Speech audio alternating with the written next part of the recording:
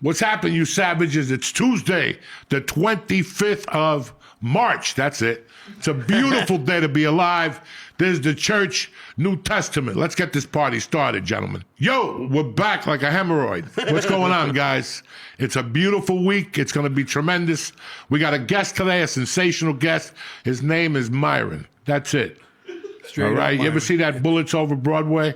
When the guy would call fucking Chaz Palmer, it's just Cheech. But Mr. Cheech, it's just Cheech. That's how it's going to be tonight. This is Myron, a dear friend, family, and as usual, our Jewish friend, Mr. fucking Lee Syatt over there. Definitely not family. What's up, my brother? Good to see you, dude. How was your weekend? My weekend was great. I had a good weekend in Boston, did a bunch of shows. That's what I heard. It went awesome. They called me from the bar. They said it was a nightmare. Oh, the bar was... what the the late fuck were you show thinking? Saturday You got know. canceled, so I went and did just a bar in Dorchester. And Sometimes there's go no home Jews and in hug Dorchester. mom. Sometimes you just got to go home and hug mom. You know No, what I'm I saying? like it. It's fun. I It's like so it. funny. You just yell into the abyss. You're a fucking trip. You know that? Doing it. How was your weekend? My weekend was peaceful. It's tough not having fucking teeth. You know, the bridge broke. You're gonna get a fucking steak. You're there chewing like a fucking, you know, it's a nightmare. You know, they can't even put them in till June or some shit. Till June? Yeah, because they have to dig it out and remove 2 teeth that are still good, 2 teeth that go to waste, like fucking waste. And they want like 15 grand a fucking tooth. And the insurance, they pay for like the towels and anesthesia and like a cleaning. What else? Without these teeth, how am I going to fucking survive? But anyway, what are you going to fucking do? You know, we live, we get stronger, and we get better, you bad motherfuckers. And don't forget, Friday, you can't eat meat. Lent, you know what I'm saying? Remember that. Whether you're eating that monkey, whatever you want to eat, you got to give it a pass. Nothing. Fucking, you got to sit there with the white cape on and look up at the sky and wait for Jesus to touch you. All right, that's enough of the fucking religious moment.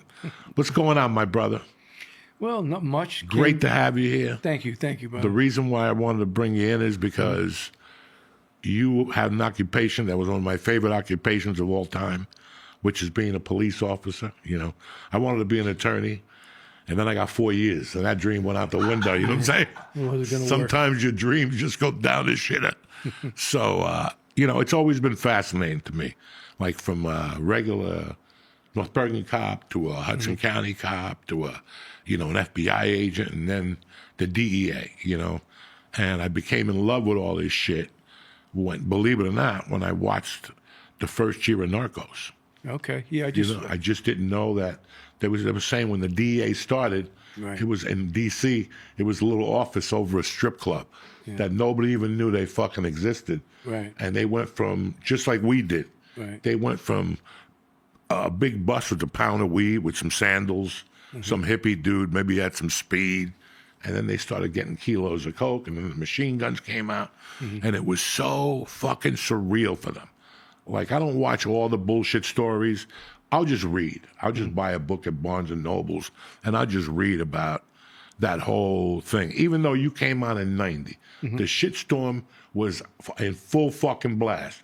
You had the fucking New York mobsters going off.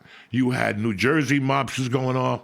You had tons of drugs coming into this fucking area by the shitload. And then that's when, not really, there was still a couple Quaaludes around. I don't know what I never did a Quaalude case. Nah, you didn't need to do a Quaalude. We did ecstasy, though. We did a lot of ecstasy. You're in the DEA. Drug Enforcement Administration, yes, sir. So you were telling me you went to Fairleigh Dickinson. Run with it. So I was in Fairleigh Dickinson. First off, I went to Woodbridge High School, so I'm a New Jersey guy. I graduated, Woodbridge High back in '83. I played basketball, and I ended up playing basketball at Fairleigh Dickinson. After a year, I said to myself, because we had to be there like a lengthy time during winter and everything, I says it wasn't for me, and I just stuck to my studies. And I was a finance major, believe it or not, and I ended up doing, what I'm about to talk about. So I went from being a finance major to basically being a law enforcement guy. I graduated in 1987 from Fairleigh Dickinson, and then shortly thereafter, I made my way to the DEA. That was, the process started, I believe, in 1990. They had a hiring freeze, so I had to wait like actually started in 88, excuse me, let me set that back. I ended up getting hired in 90. There was a hiring freeze for like 2 years, so I had to wait. In between then, I worked in a prison, a local, a county jail, so, yeah. What kind of education was that in the county? I mean, it was, I tell you what, once they lock the doors and you're in there with 150 guys and, you don't have any weapons, you don't have any clubs. And to be honest with you, maybe the guy you're working with, you have 2 guys in a pod, he might be like 5'6", maybe 130 pounds. And, I was pretty in shape, but, you had a lot of people in there. So you had to be on your P's and Q's. You had to, watch your back, because there was a lot of fighting going on, a lot of people getting shanked. I remember one little story, and I'll tell it quickly. This white dude came in, and off to the side, I said to him, "Watch your sneakers, because someone's going to take them." Lo and behold, about 3 hours later, I hear, "Oh, boom, boom, boom!" I go upstairs. One of the guys from the pod took a those mop ringers, and busted him over the head. And I tell you, it was the worst sight. Then when I saw that, I was like, "Holy shit." You know what I mean? I really got to watch, because there was like brains on tile. I mean, it wasn't that bad, but the guy was bleeding very badly. And I was like, holy shit, man. They took his sneakers? Excuse me? They took his sneakers? Yeah, they took his sneakers. They took his underwear. Yeah. But, that was my first major incident. And that happened quick. So that woke me up. Why did you go from a finance yeah. I would go to a finance major to avoid doing shit like that. And then why did you switch?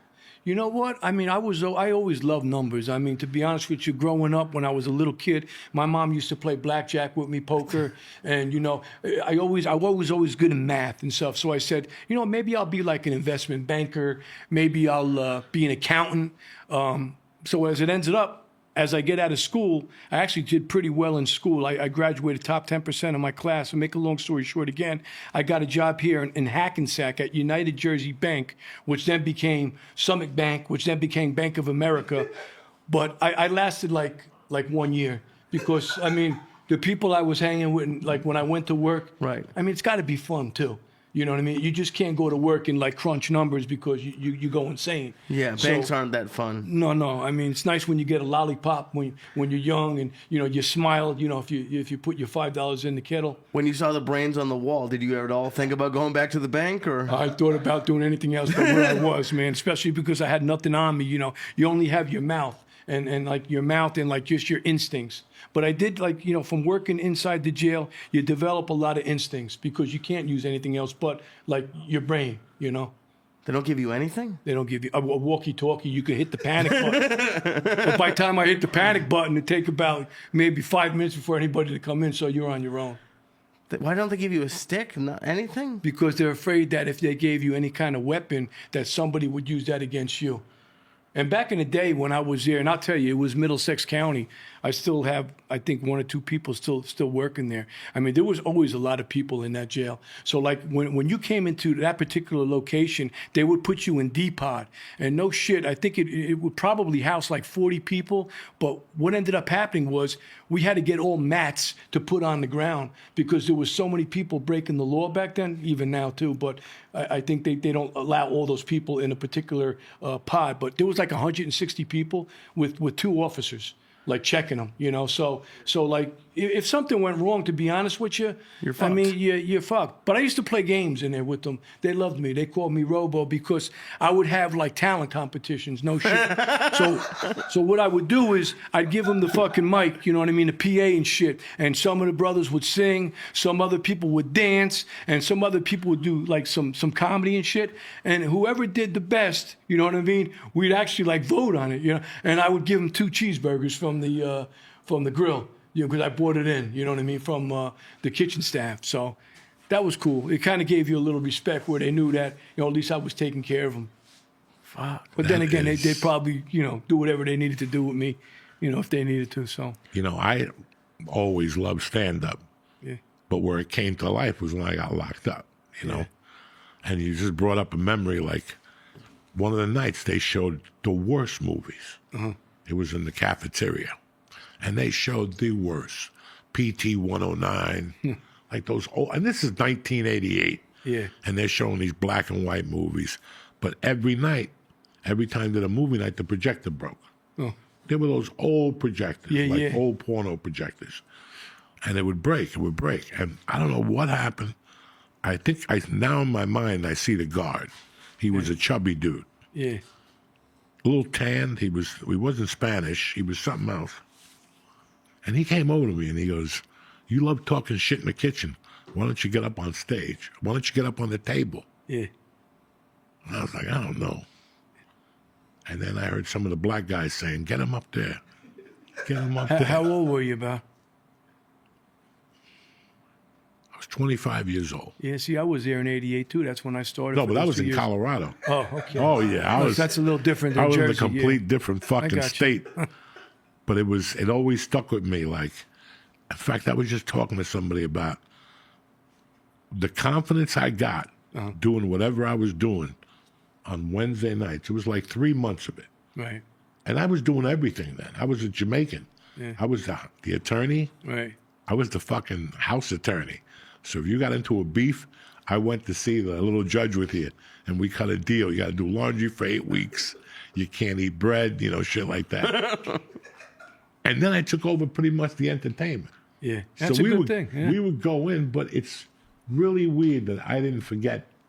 I knew I always did stand-up in there. Right. But till you said that you were the guy that did the talent contest, I was like, Jesus Christ, God bless people like you. Yeah, I'm gonna be honest with you. That's definite. I mean, because you get bored in there too. Because what's in there? You got it you had like a little TV, like you said. They would do that movie night, and then chow time would come up, and everybody would go nuts because they want their Slim Jims, they want their Reese's, you know what I mean? And then the meds, all of a sudden you hear meds up. Everybody would run. Everybody was on fucking meds, So Sure. that's just the way it was. And yeah, Like I learned a Tuesdays lot. and Thursdays, you get commissary. Yeah, and it came in a people little go brown nuts. bag. Yeah. You take a shower and shit. You get ready for that motherfucker. But that was problem like too, because then people would be fucking heisting people's shit. Give me your bag. Now I got to go over there and most of the time I just turn the other way and let them handle it, because most of the times what would happen, to be honest with you, they wouldn't fight because they were scared. Some of them would though, and you knew which ones to stay away from.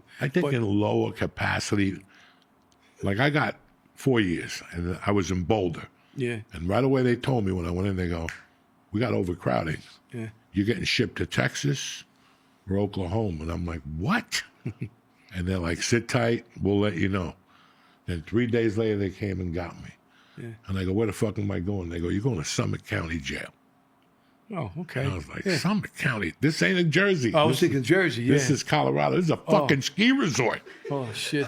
And all of a sudden, I'm in a ski resort, and they're like, I go, "Where's my prison uniform?" They're like, "Wear what the fuck you want." And it was maybe 20 people, 20 of us, but it was like 20 of us, and there were like maybe 4 guards. And I thought I was locked up. I was going to I was waiting to go to a state prison. And like the first night, the guy comes to me and he goes, "Diaz, what do you want?" I'm like, "What are you talking about?" He goes, "What do you want?" I go, "Commissary?" He goes, "Fuck commissary. We go to Safeway." They would go to Safeway. There you go. You had it good. Oh my God. had And they it had good, cable man. TV, carpeting. We played handball outside with whatever clothes you had. But I met an interesting dude in there that had a great story, and I read his paperwork. This motherfucker got in trouble. He got caught with 2 kilos of coke. He sold it to the FBI. Forget what his name was, New York City guy. He got in trouble, he got pinched, and part of his deal was to buy 2 kilos with these 2 undercover cops inside. Are you ready for what this motherfucker did? He got a house that he knew was already vacant. He set it up inside with a light. He went in and he dug like a little path, and he came on. He took the money, the 2 kilos of coke, and he came back to New York for like 8 years. I mean, the guy that they wanted to. The feds couldn't find him. They had the whole neighborhood staked out. This motherfucker slipped right through him. It was the FBI, though, right? It was the FBI. Yeah, it wouldn't have been the DEA. No, they let him slip right through. He was there because they caught him 8 years later. And now he was looking at like 28 fucking years. Oh no. Tremendous. This was a great program they ran up there. Anyway, I'm sorry. That's all right. That's funny because it reminds me of something quick that I'm going to just talk about. And I won't really mention an office, but we have like 19, 20 offices. But there was an office that locked up 2 guys. And let's say this is about maybe like 12, 14 years ago. So what ended up happening was there was a big marathon that most of the agents, and there wasn't many agents in this particular group, that they went to this marathon after they locked the guy up, and they thought somebody was still with the guy taking care of him. So it was a Friday, you know what I mean? So this guy is in one of our lockups, you know, our cell blocks, because what happens is we have a holding tank, and then we'll take you, like if it was Eastern District or Southern District, we'd take you to Brooklyn or Manhattan. But this guy, for some fucking reason, they forgot that he was there. So this guy stayed in the fucking holding tank, no shit, for 3 days. And nobody was there, so he didn't eat anything, but he was drinking from the toilet bowl. So thank God that, you know, we have a toilet bowl in there. But I tell you what, I mean, a lot of you're laughing all and stuff. The guy, I think, come away with like $6 million because there was a massive lawsuit. And this is legit, you know, this is what happened. How do you forget about somebody? That's what we all said. But again, I won't mention the office, and it's my own people, but it did happen. $6 million for fucking toilet water? Yeah, I would do that too. I'd do that too. By the Yeah, fucking barrel. I might eat my own shit for I'd that. bathe, yeah. Absolutely. I use it as skin cleanser. Yeah. Right? It might even hit. People wash themselves with their own feces. It's a hit. You know, Gloria Stefan is doing it. How long did it take him to start drinking from the toilet? I mean, I think the guy was a little high too. From you know, Oh, fuck yeah, you that gotta when they be brought high. him in, you know, yeah, it was a couple of kilos they got him with, but I think it was like the next day because I think he was still like yelling for people and like, you know, like nobody came. You know, he's banging from what he says on the toilet bowl is like metal, so he's banging on it. You know what I mean? Nobody's coming. They're all at a marathon. You know, they're going like in Vegas. Right. So, you know, I'm talking about a division that's close to Vegas, but, you know, sometimes shit happens, man, you know? So what were your 3 first years in the DEA about? Oh Jesus! My first day. I mean, it was amazing.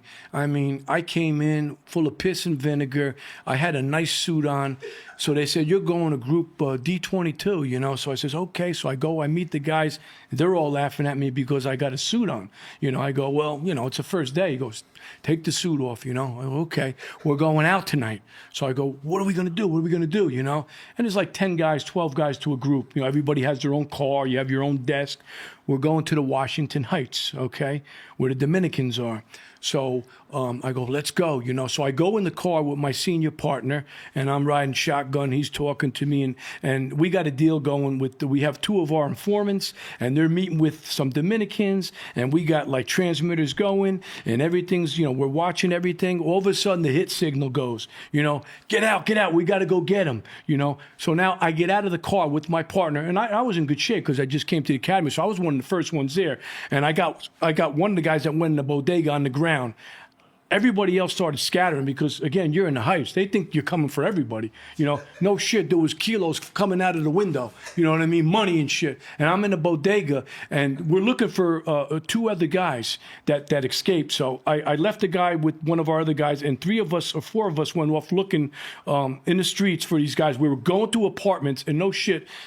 One of my partner, he was carrying a machine gun, and he goes, take the machine gun. And I go, what do you mean? I never was even trained on a machine gun. Even in the academy, we only shot it a couple of times. So I just threw this motherfucker on my back. And I remember when I was running, it was hitting me in the head. I was like, oh, Jesus, I had like lumps on my head. But we ended up not getting the rest of the guys. But the moral of the story, I mean, it was a fun first day. And the thing I vividly remember, so now you make the arrest, right? You go back to the office. Now they're having the new guy process them and do all that bullshit, you know, taking pictures. Now I got to stay all night with the guy. You know what I mean? And then in the morning, I got to take the guy to arraignment. So it was a long day. I think, honestly, I probably slept like 20 hours after that, you know, to get my energy back. But it was fun. And I was like, wow, this is where I want to be. You know, this is fun. I mean, you know, it's not the bank. You know what I mean?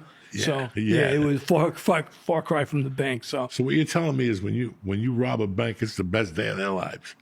Yeah, They absolutely. get some action in there. Yeah, you got to have that. I love They action. see the manager get bitch slapped. You know? Papa, give me the safe. Yeah. Oh. Why does the DEA go and not the cops? Like, why are you brought in? Are they just bigger people? I mean, it really depends on, like, you work Like, for instance, in New York, I was always in New York. I had to do a tour in D.C. When you're in New York, there's about 20 groups here, and each group specializes in possibly something. Okay. So, like, and then you make your own cases, you know. So, like, you make cases based on informants. If you don't have informants, you're not going to make cases. But we did make cases, and I'll get to that later, in Brooklyn without informants, and that was difficult. But, I mean, once you get your horses, your informants, they're just setting up deals, and you could do deals basically every night. I mean, you really don't want to, because then you're in jail. Excuse me, you're not in jail. You're in court all week long, and you got to do other things. So, I mean, it's not like we're doing bigger cases. We are, but we got to remember one thing too: that the DEA has a lot of money. Okay. So, in order to make buys, like what I'll get into later on, like if you're with NYPD, the most you're going to do a buy for is like $400 or $500. Where I was like giving like 40,000 to people. Jesus. And letting it walk and doing it 2 or 3 times. So, I mean, How hard is it to convince someone to be an informant? Because I think I'd flip immediately. I don't think you have to ask that hard. No disrespect. I think you'd probably flip in 2 seconds. Man. I would offer it immediately. But some people, like, they act like they're not going to do it. Was it hard to flip people? Not really, because let's just take, for instance, like in the Heights, when we worked the Heights, right? Right. We would do crack cases. Okay. So there was mandatory sentencing federal guidelines where if we got them with 50 grams of crack, you're definitely doing 10 years. That's a long, long tour. You know what I mean? So right. The Dominicans, to be honest with you, because they didn't speak much English back then, they didn't really know what the fuck was going on. So you'd bring them back to cell blocks, they wouldn't talk, right? And they wouldn't talk, and they just like, you know what I mean? And I just say, my group would say, let's just take them down, we're tired. 3-4 days later, they'd be crying. Now all of a sudden they're speaking fucking English. You know what I mean? To the attorneys. Hey, can you get me out of here? You know what I mean? Right. I go, well, your time might be lost because, like, people know you're in jail now. But to be honest with you, I was always a decent guy when people, cooperated, because I feel people make mistakes. You know what I mean? And if you make a mistake, you know what I mean? Instead of doing 10 years, perhaps, with the judge's approval and some letters written to attorneys and stuff, maybe they'll do like 5 or 6, or sometimes maybe they'll do like 0, like, depending on what the circumstances are.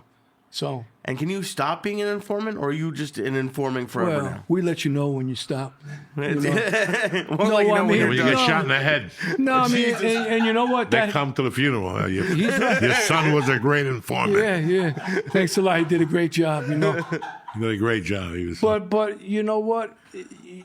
Yeah, I mean, some people, to be honest with you, I had people that just came in that just wanted to be an informant because, let's just say you were doing a money case, okay? Meaning, like, you're looking for like $1 million. You're looking to do a reverse on somebody. Instead of buying cocaine, you're saying you have cocaine or you have heroin, right? If somebody shows up, let's just say with $200,000 and stuff, okay, and we come and we lock you up, federally, I mean, it's a conspiracy. You're still going to get hit for, what you were negotiating for. But what ends up happening is we collect the money. Now, if the informant was not a defendant informant, we would put him in for 25% of that cut. So, for instance, I would cut a check, not me personally, but it would come from headquarters. Maybe 6 months later, that person might get like 60, 70,000. And let's just say you're doing $1 million. Let's say you're doing. I had informants that made more money than probably my whole group. And you know what? It was like, we'd be like, motherfucker, maybe I should just stop and become an informant, because here I am not making peanuts, but these guys are making real money, so. I didn't know they got paid like that. That's pretty cool. Yeah, you can put them in for 25%. And like I said, some guys would just walk in and say, hey, I know somebody who's got money, and you take it from there, and we're not going to turn them down. So, it was fun. I tell you what, it was a blast, man. I wish I was back there. I mean, still doing it, but I tell you, the commute for me, and I'm talking about silly shit now, but the commute was horrible because I live down south, you know what I mean? So every day you'd have to make that trek down. And, sometimes, 9:30, 10 o'clock at night, you're looking like the fucking Holland Tunnel is jammed up. And I'm like saying to myself, what are they doing, waxing the fucking tiles again? It's like you never got home, It was hard, especially if you had kids, so. Now, before you started making buys and all that stuff, do they actually train you? You really can't train someone to make a buy. I mean, we had like undercover classes, which is silly, over at the academy. most of the people, I'm going to be honest with you, and I'm not trying to tap myself on the back or whatever, but for a white guy, I did a lot undercover, you know, and I enjoyed it because I don't mind getting in front of people and talking if I don't know them. If I do know them, I don't give a shit if I make a fool out of myself, you know, and a lot of people ask me to do undercover for their cases. So I did a lot, you know what I mean? And that was fun. That was the best part of the job for me, doing the undercover. I frankly didn't like doing surveillance because, you know, you'd have to sit on somebody for 10 hours. You might not see shit. You know, maybe hear a dog barking in the place, or maybe the guy finally leaves his house, but he goes to Burger King and goes back. You know, but you need the surveillance. You know what I mean? You gotta keep eyes on these guys to see, you know, what they're doing, who they're meeting with, and a lot of these guys are night owls. So I mean, it's a lot of times you got to stay there a long time. You just don't leave. You know what I mean? You got to leave when the boss says go.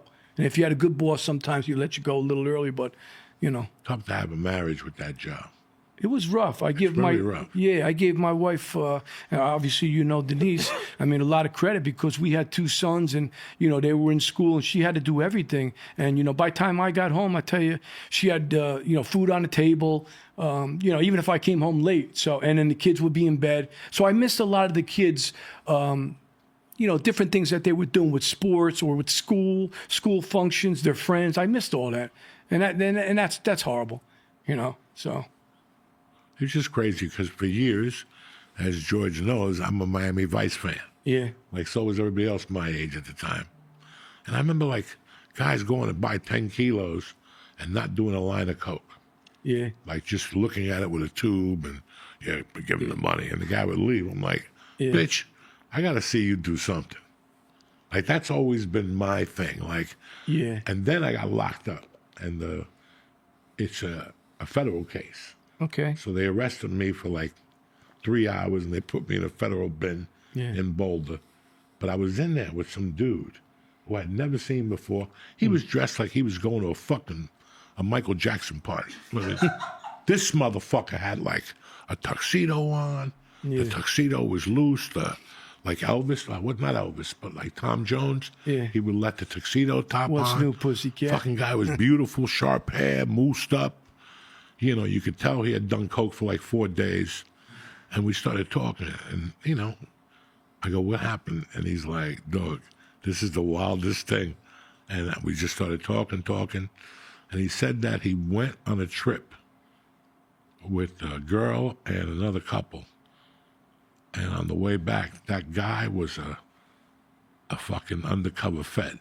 Mm-hmm. But he goes, he was doing coke with me, line for line. And I'm like... Nah, the guy was bullshitting, man. But then you watch a movie like Rush. Yeah. And I know you've seen that one, Yeah, right? I try not to watch too many, but I tell you what, I enjoyed Narcos and stuff like that. Because, no, not Narcos. The other movie with the guitar player, the crazy piano player. Yeah. He dated Cher, George. He was the piano player in that band that does the Allman Brothers. Did you ever see that movie? I probably did, but it's not coming to me right now.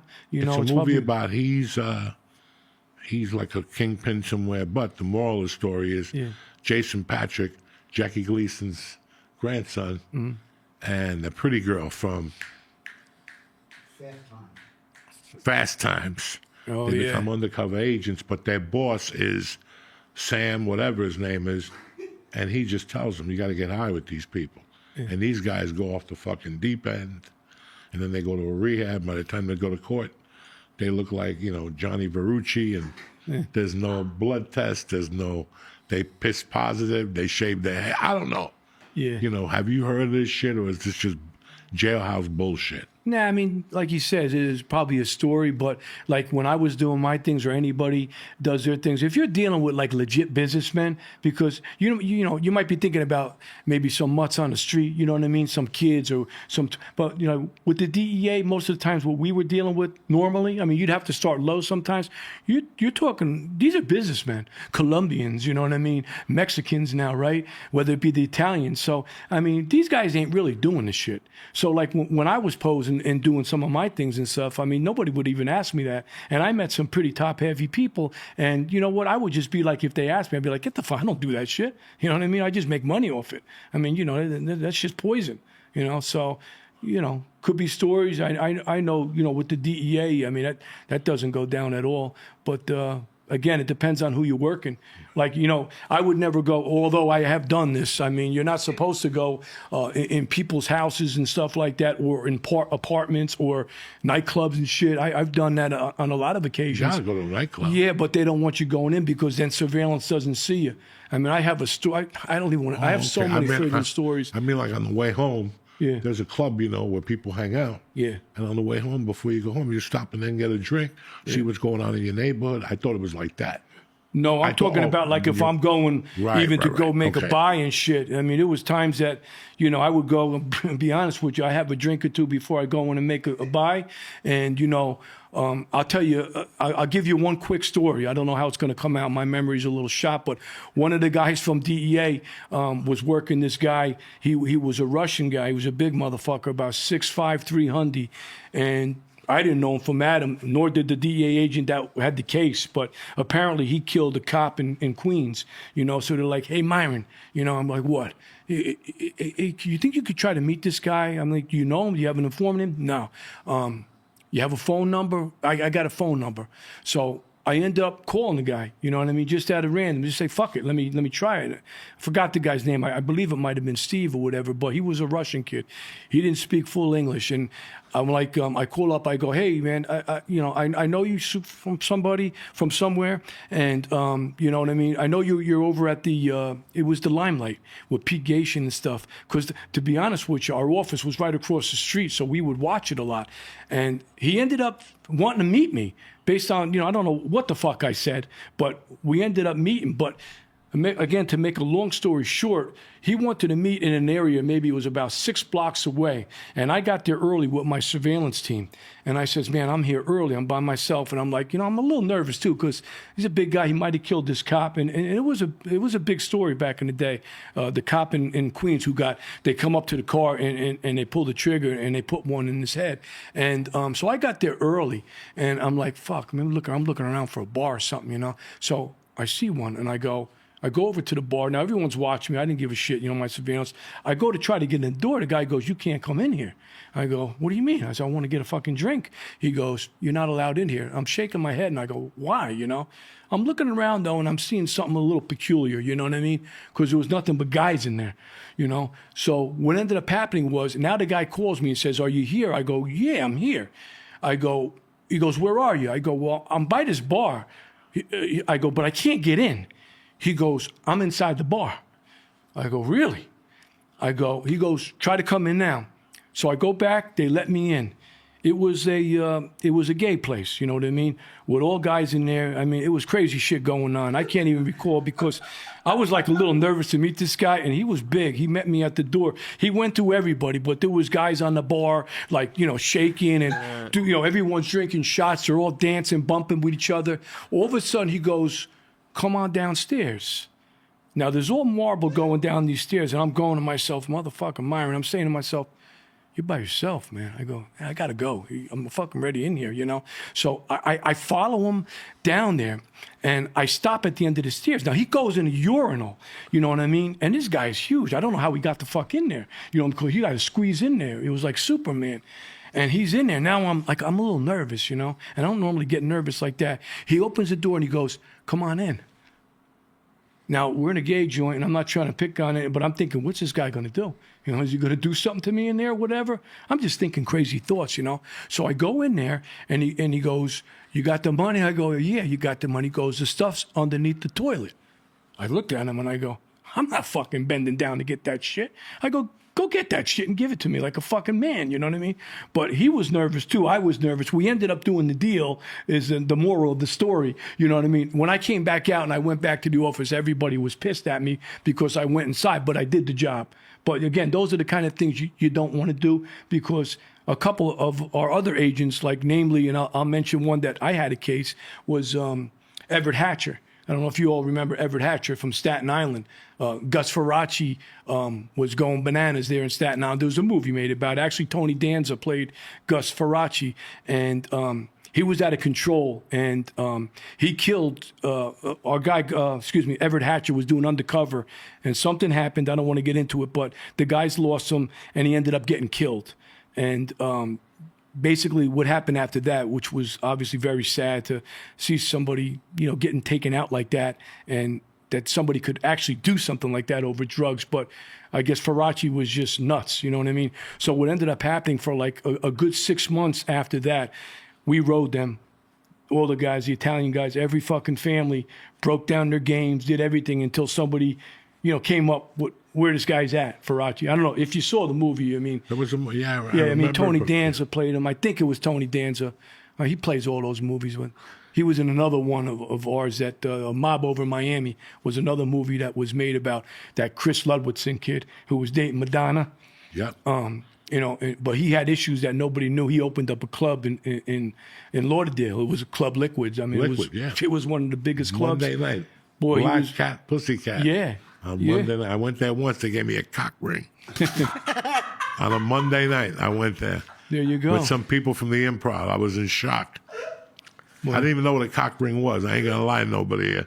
I was like 40 years old. I had no idea. That's how deep they took it. Let me tell you how hot the club was.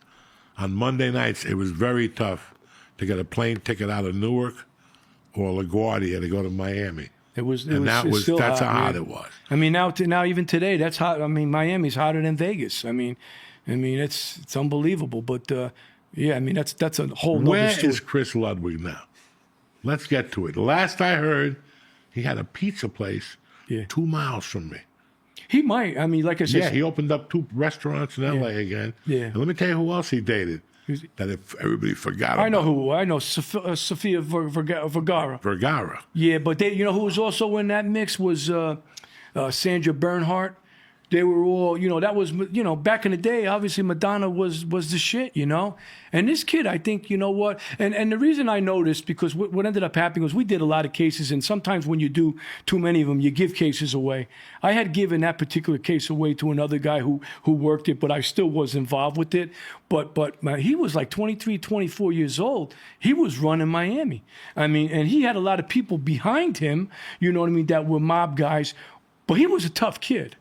You know what I mean? He was hurting people in his clubs, you know what I mean, if they disrespected him. And he did get a lot of respect there until what ended up happening was his history came back on him, and that was he did a push-in job in Staten Island with this other kid. What's that? What's the kid's name he did it with? Well, one of those just got out. I better tell you, I'm going to give up names. There was one kid, there was actually all 3 of them were there. I think Paciello, then he changed his name to Ludwigson because I guess he broke off from his father. I mean, he was with another kid by the name of Reynolds. P.K. Reynolds or something. It was Tommy Reynolds. And then there was somebody else. Again, I had dropped that kid. The guy just got out of jail. Maybe a month ago. But they did, a decent amount of time. And I tell you, it was horrible what these kids did. I mean, they knocked on the door in Staten Island because they thought there was like, I think 300,000 in a fucking cereal box, whatever it may be. And the lady come to the door and her husband was behind her. And the kid Reynolds just come, boom, and shot her. Jesus, man. And so that's what came back to him, where, he would have been gold there in Miami, but he had to do his time. And I think he ended up doing 16 years maybe, or I'm not actually sure, you know what I mean? Because I didn't follow. Again, you can't quote me on some of these things, even some of the names sometimes, because it's been a little while. But, Did anything like that happen when you were undercover? Like anyone pull a gun, anything like, and what do you do in that situation? Well, thank God nobody ever pulled a gun, like I said, because I never would have a gun on me. Because when I worked a lot of these mob guys, and I worked some older guys from the French Connection day, and that's when I was getting giving $40,000 and letting it pass. I let it walk 3 times. That's how much the bosses loved this case, because we got involved with some good people. But when I started meeting these guys, and I'll mention, and this guy he did more time in Connecticut, and I think he just got out again. After we locked him up, he got out. He just likes to be in jail, I guess. I guess he likes the commissary, you know what I mean, the Slim Jims and shit. But, I was meeting a guy by the name of Frankie Catino, and he was an old fucking guy. And I would meet him at a place called La Maganette over in the city, which was on like 53rd and 2nd Avenue. And I tell you, that was a fun case because I'm kind of losing myself here because this case initially was handed to us through an informant from Jersey, actually, and I'll say he's dead now.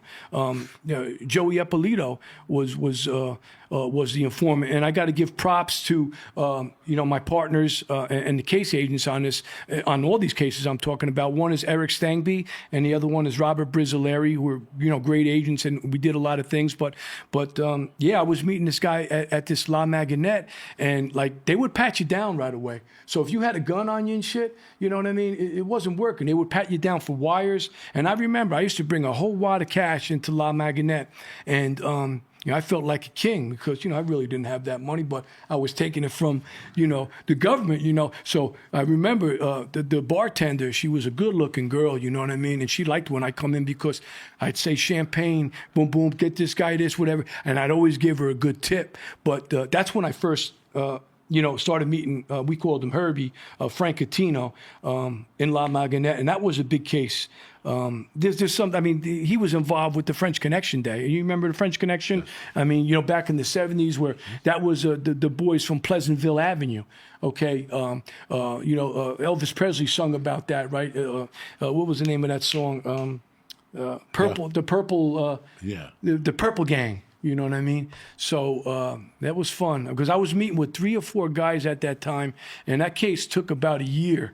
And it all came from, that one informant who now, unfortunately, who ended up, to be honest with you, he was a really good guy. He just made some mistakes, and he was involved with O.J. Simpson and back in the day. That's how popular this guy was. He was a very charismatic person, and his father was big in the mob too. His father was Joey, and Joey was a big marijuana coke guy. So he's the one. I had to actually meet his brother while Joey was in jail. I met his brother in Point Pleasant for like a weekend to go over our game plan because I had to remember like all these people because I was supposed to be like Joey's like guy, now took over. So, I was spending a lot of time with them, and then they set me free, and for like a year and a half, we went up on a lot of wires. We locked up a lot of people. Again, Rob Brizzolari and the group, he did an outstanding job. And, we actually got into the heroin was coming from China. And there's a big difference between heroin. There was Afghani heroin. There's all kind of crazy heroin, right? There's hillbilly heroin. But the shit from China, man, when he brought that shit to me, we always met at La Maganette.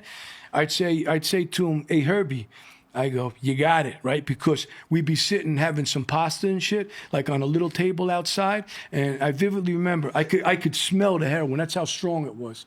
And, I'd give him the 40,000. He'd give me the fucking brick, and we'd go. And that was that. And we did that for a year. I made 3 or 4 buys into him. So we spent alone just the money, due to multiplication, 4 times 4, that's 160,000, right? But we ended up getting good players.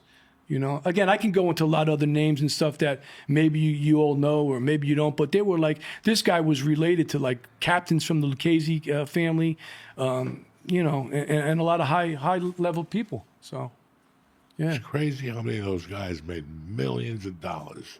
But this selling guy, heroin. Yeah, but you know what? The funny fucking thing about it is this guy Herbie, he looked like, honestly, he looked like Mr. fucking Perdue. He was skinny. He had no fucking hair. He hardly had a car.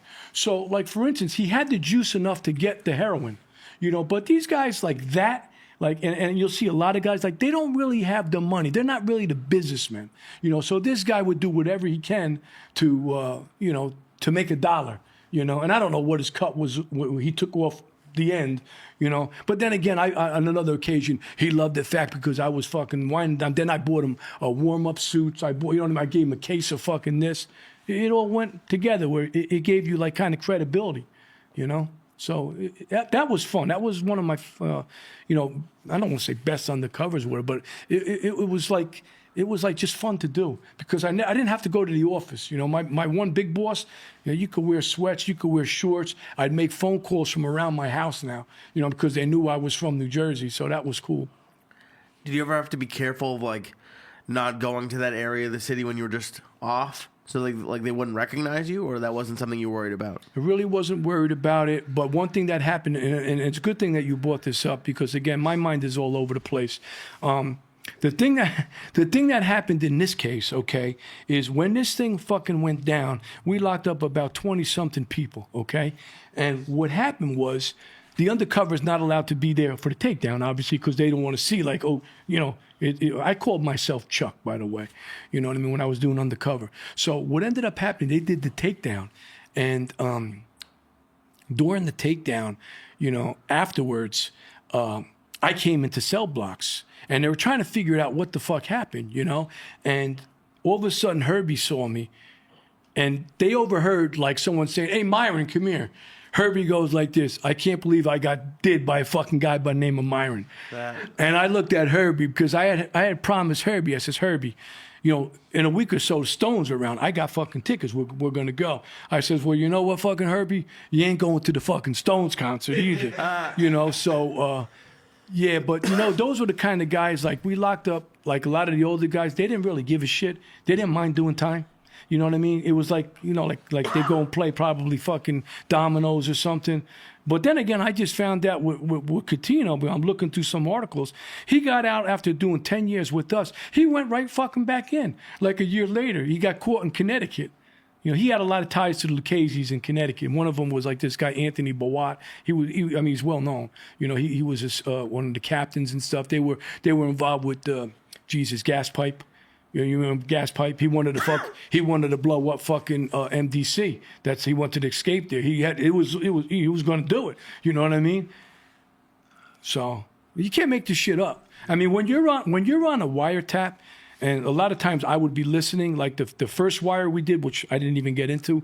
I mean, the shit that these motherfuckers say on the phone, I mean, you just got to laugh, you know, because they're saying, shh, don't talk, you know what I mean? But yet they're fucking telling you everything. Yeah. And I'm laughing. And back in the day, I mean, nowadays, the kids that, you know, and I call them kids because they are, the agents have everything computerized. Back in the day, I'd be on 4 fucking phones with our group. I'd be in a chair that had the wheels like this. I'd have to, like, one phone would be going off. Whoosh, I'd wheel over there, right down the other one's going off. Whoosh, wheel over there, you know. You'd be going nuts, you know, because they just talk so much, you know, and that's how you get them, you know. And that's how we did get him, and it was fun. We locked up 75 fucking people on that first case with me and Eric Stangby. Again, I want to mention him because, you know, he was my senior partner, and it was unbelievable. I mean, we started with a beeper. Back in the days, that's why it says we normally start with informants. Right. We backed out of a beeper. They were wearing beepers back then in Bay Ridge and Bensonhurst. We backed out of that, and we got 80 fucking guys, man. 80 fucking guys. It didn't stop. You know, I wanted the case to end because it was like, as a matter of fact, I'll tell you a story. When we did the fucking takedown, this is just a little side note. I had one group, there was one guy that was doing some shit because a conspiracy in the federal system, you're still going to do the same amount of time. But this guy was dealing low level with this crew, but he fucking lived in, no shit. He lived under Avenue U in a fucking box, like a cardboard box. And we wrote the instructions onto all the people that when you go out and do the takedown, there's like 5 guys that go do them. We said, yeah, you're going to find this fucking guy, Matt. He's going to be in this fucking cardboard box. And lo and behold, they come back to the lockups after he goes, Myron, you were fucking right. He was in the cardboard box. And, you know, here he is involved with all these other guys and, you know. So let me ask you this, because I get mad at my friends who, like, will text about buying weed. From like, when they don't go to a dispensary, but they'll be like, hey, do you have trees tonight? Or I'm looking for... Yeah, you ain't cops know what that means. Like that's they're being stupid, right? Like if they text about like buying weed. Of course, but back in the day, but nowadays, I'm gonna be honest with you, man. Nobody bothers with that shit. I mean, like even back in the day, like I'm being like for federally. See, we used to do a lot of the Italians on the marijuana, but we would do them on RICOs. If you all know what a RICO is, you know you have to have 2 predicate felons. So they might be doing gambling, they might be doing prostitution, they might have had a couple of murders, and we'd bang them. And that's how actually Giuliani started this shit. You know. With the RICO. So when you get them, they're doing like just about life. And, you know, basically they got to flip. But nobody's bothering with that shit. I mean, it would take 1,600 pounds back in the day for me to actually have anyone do a little bit of time. But when you put that together with other charges, then it you know, makes a difference. 1,600 pounds? Yeah, that was the federal guidelines, I think, for like, you might get like 5 years. 5 years? But not even that because you probably get out, you know, early. But we didn't, like I said, we did that as we did RICOs. We put that on top of other charges, you know, so. Dude, they scared us so much in school. I thought if I bought like $10 worth of weed, I was going to jail forever. No. Like I was scared. Well, it's good that you were scared, to be honest with you, because you got to fear something in life. Yeah, I so guess that's so. good. But the weed stuff. I mean, even now, everything is different now too. So there's some jurisdictions, like I went out to L.A. and again that goes back to the Eppolito thing, and we were doing more buys from this. It turned out to be the OJ thing, but what ended up happening was sometimes they wouldn't even want to do the cases if you can get them 10 kilos of coke. That's how different districts work. Like Southern District and Eastern District were great. They would do whatever you wanted. But you go out to, like, when we talk about now, and I don't want to get into politics, but like California is the worst. You could do whatever the fuck you want over there, So, 10 kilos back in the day, they didn't even want it. But because it was a mob case and bosses called bosses, we went and me and Brizzle the guy I mentioned, we went and we bought off a couple of guys, and that was a funny story too. That all came back to the OJ thing, which has been in a lot of articles that, when OJ was actually driving that fucking Bronco, he was talking to Cowens, and Al Cowens called our informant because he was out, saying, how does he get out of town? You know what I mean? So a lot was spoken while he was in that Bronco, OJ. And what ended up happening was the ADA in California didn't want to use our informant. They probably thought they had enough, and like maybe he would ruin the case. But as it turns out, you know what I mean. You saw what happened. But that particular case, see, and I'm going to say it because they called OJ the snowman. Okay, because not my informant, but our informant, DEA's informant, was giving him coke. He was a big cokehead, and then in return, see, Joey Eppolito had a guy. His name was Charlie Tuna. He would run his business, and Charlie Tuna. There's a lot of Charlie Tuna. So again, but this one I remember. But he would actually go and give OJ shit on the arm. But OJ would then hook these guys up with legit customers that would want kilos in Hollywood and stuff, And that's how I believe that whole thing started with OJ, killing Nicole. Because she was good friends with Faye Resnick. And what had ended up happening was this guy, Charlie, I think, was there that day. And he was starting shit with OJ, getting them all revved up about, hey, your girl is with this Resnick girl. They're cokeheads. They were in Mexico with some guys doing coke. And, I'm just saying maybe that put him in a rage. And you know what I mean? Because then he wrote a book that if I did kill her. I believe he did. But, I think this also had a play in it. The drugs was a big play because, to kill somebody like that, I don't know about you. I couldn't hurt a fucking squirrel. If they were coming after my family, I'm going to take care of my family. But, that was a gruesome murder. So there had to be something behind that. You know what I mean? The way he was enraged. So. Well, I heard that 2 years after that murder, the restaurant, Mezzaluna, was closed down because of they're selling fucking keys out of that. Yeah. I know the informant that I'm talking about, Joe, he owned 2 restaurants there, and that might have been the one. It might. I'm telling you, and I think you're right. That's where they were. But he didn't even give a fuck about that. Like Joey, and I knew Joey, well, and from just meeting with him and stuff. But in regards to, he didn't even give a fuck about his restaurant. Like he'd have 1 million of these Hollywood people come in. He didn't even want to talk to him. Cause he was good like that, It was nothing to him, and that's why he said fuck it. He sold that restaurant, but you know what? He ended up getting into problems. He had to face the music, right? Because he was looking to do 15 to 18 years. He fucking escaped out of jail. That's another thing. And he went back in, but then he decided to cooperate.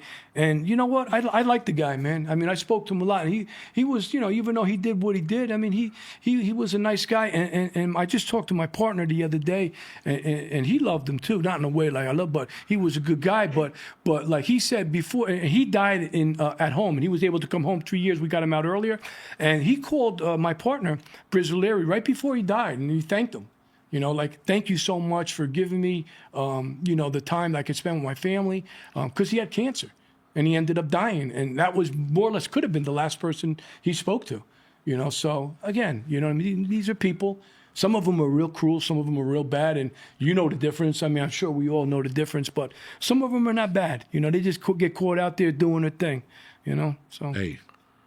It's March. I got to talk about some stuff about DraftKings and some other people. Oh, right? yeah. We're going to take a 5-minute breather. All right, we're back, Jack. It's a beautiful Tuesday morning, wherever the fuck you are. Anyway, my man's still here. Still Myron, I want to ask him some questions about the Mexicans. Before I ask you a question, Myron, just to be honest with you, I'm a big book guy. Mm-hmm.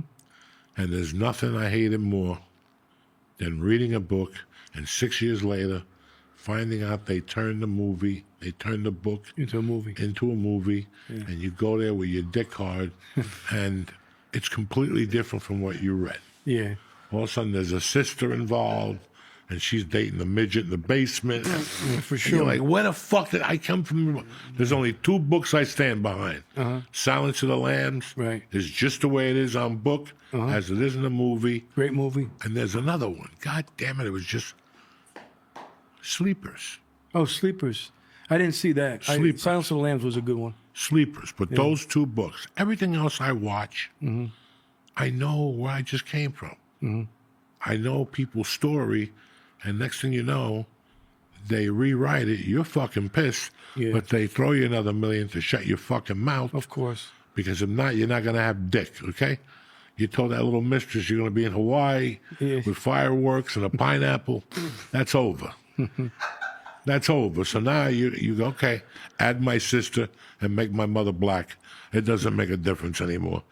And that's it. And you don't know it until he goes on a show 15 years from now and says, did you know my mother was white? They wanted me to do that for the script, okay? So when I watch Narcos and shit, I know it's 50-60, 40-60, I'm sorry. It's 40% correct and 60% made up for your imagination. You know, I understand. So.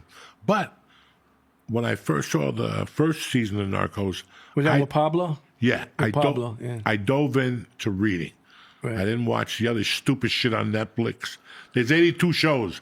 Netflix should just be the Pablo station. Look at it. Look at it. To be honest with you, I watched all 82. No, you didn't. Just horrible. Recently, Horrible. You can tell I live a fucking boring life. No, man, but no, don't get into that shit. It's just the same fucking Puerto Ricans over and over. Yeah, it's hard to follow it too, man. You know what I mean? It's hard. You don't know. The best 2 that I recommend is I love Narcos until the last season. He shifted over to The Godfather of Harlem. And shit the bed completely. They just got a bunch of fucking people jumping up and down. The last season is god-awful. God-awful. Because I'm telling you, as a fucking fan, you know what happens. It peters out, man. You know what I mean? After a while. I mean, Doesn't it's peter redundant. out. The writers get deals somewhere else. Yeah. So now it's me, you, and him. We wrote it. We wrote the first 9 episodes with Pablo, and we got fucking 9 more in the can. They're going to sign us up. All of a sudden, you got a weird bug up your ass. I want to be on, one of those fucking Lifetime shows. Really? Really? We just fucking wrote something tremendous. They're going to double my pay, and I got 3 kids in college, Joey. But there goes the original Jackson 5. Now we bring in 2 other guys. They don't know what the fuck. They just came from a fucking soap opera. We're here trying to write about people getting mugged and gangsters, Lee. Yes. It's going to be all right. You want an Alka-Seltzer? I do. I need It's one. good. What's You the want matter, some? bro? You sick? I got a little sniffle. I'm good. But So I read about it. I really read about it. And the other show I really like is Jota Jota. I never Have saw you that. ever seen that show? What's it called? Jota Jota? No, There's but a- I saw. What's a good one if you're talking about drugs? Because that's what I'm here for, the drugs. But the Griselda was pretty good. yeah, Griselda Blanco. Yeah, I think that Netflix was, You know what? one. That's actually DEA locked her up at the end. wasn't Yeah. that the guy from Miami? But that was also tremendous bullshit. First of all, the show was going to be real. You had to get somebody look like me to play Griselda. Well, you know what? That woman was ugly as dog shit. No shit, bro. You're right. I mean, in real life, That when you was saw terrible. this girl, I love that girl. I love her. Don't get me wrong. I love all her work. But that fucked up nose, she looked like a Pink Panther when he played the fucking Italian He's guy. right though, man. Because honestly, No, come in real on. life, she was a dog. But they No, had nobody Sophia- did her. Yeah. You did her with a blindfold on, dog. You're crazy. But she had strength, man. She was legit. I mean, be honest with you, they really were scared of her. She ran a fucking great organization. I mean, I wasn't around for those cases because DEA again did that. I know they picked her up at the end, but they were looking at her. She was doing shit in the Bronx, but she was legit, man. She made a lot of money. I mean, that's when, like you said, when the times were roaring in the '80s with Miami. That's when everything came out with Miami Vice, the Go Fast boats. You know what I mean? They were sending shit in planes and just dropping them in the water. I mean, there was so much money to be made. I've never. There's only 2 changes that I ever saw that were dramatic. Mm-hmm. Before I get into it here with you, Yeah, I'm gonna there was grab a 2 little. changes. You came from Woodbridge. You went to Woodbridge, yeah, not Woodbridge, yeah, Bridge. So you saw changes when you were in high school, and especially if you went outside of Woodbridge. We were raised in this fucking neighborhood Right. with your wife, so we saw, and all I remember is this: we were spending $4 a night. We would do a hit of acid, split a hit of acid, and get a 6-pack from Nick's or whatever. Yeah. Not Nick's, that's a pizza Nips. joint. The liquor store in the corner or Nips. something like that. And then, okay, everybody got cooler. We started eating Quaaludes. Now your night went from $4 to $4. And you drank two drinks if somebody served you, and you were good to go. Then out of nowhere, people started going, "Psst, come here. Come in the bathroom. Try this Coke." And you're like, I'm over here at Joan Mary's on Burger Line Avenue. What am I? This ain't no discotheque.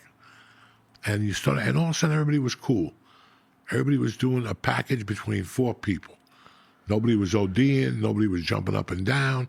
At 2 o'clock, people were like, good night, good night. There was no drama. I leave for Colorado. I come back. Oh, my fucking God. People went from Yeah. going home at 2 Yeah. to going home the next day. Yeah. Like people started going out on Friday nights and not going home till Sunday afternoon at 5. Just in time for Mom's meatballs. Like nothing happened. What's up, Mom? Where you been? Dog, I gotta tell you what happened. I went to a concert. What happened? What happened to your head? It was always something. And then it just went for people going out on Mondays and staying out till Thursday. And all those Tunley Avenue hotels, my friends would rent 4 fucking rooms. Wow. From one side to the other. The end was a jacuzzi room, and they would just go in there. From Monday, I was like, the growth of this shit. Yeah. When I left here, you had to really look for cocaine. Yeah. You had to go into the city. You had to know a cousin in Union City, something. When I came back, just on 82nd Street, there was 3 coke dealers now. Yeah. All you had to do is walk on Smith Avenue and, hey, did I tell you I got some coke? If you could move it for me. You're like, dog, you went to Catholic school. Yeah. I knew you as a kid. You never even had a beer. Now you're dealing coke. So the explosion. Oh, yeah. I mean, it's a money game, all of it. It all goes, it's all cyclical. Look how long, Coke is making a comeback.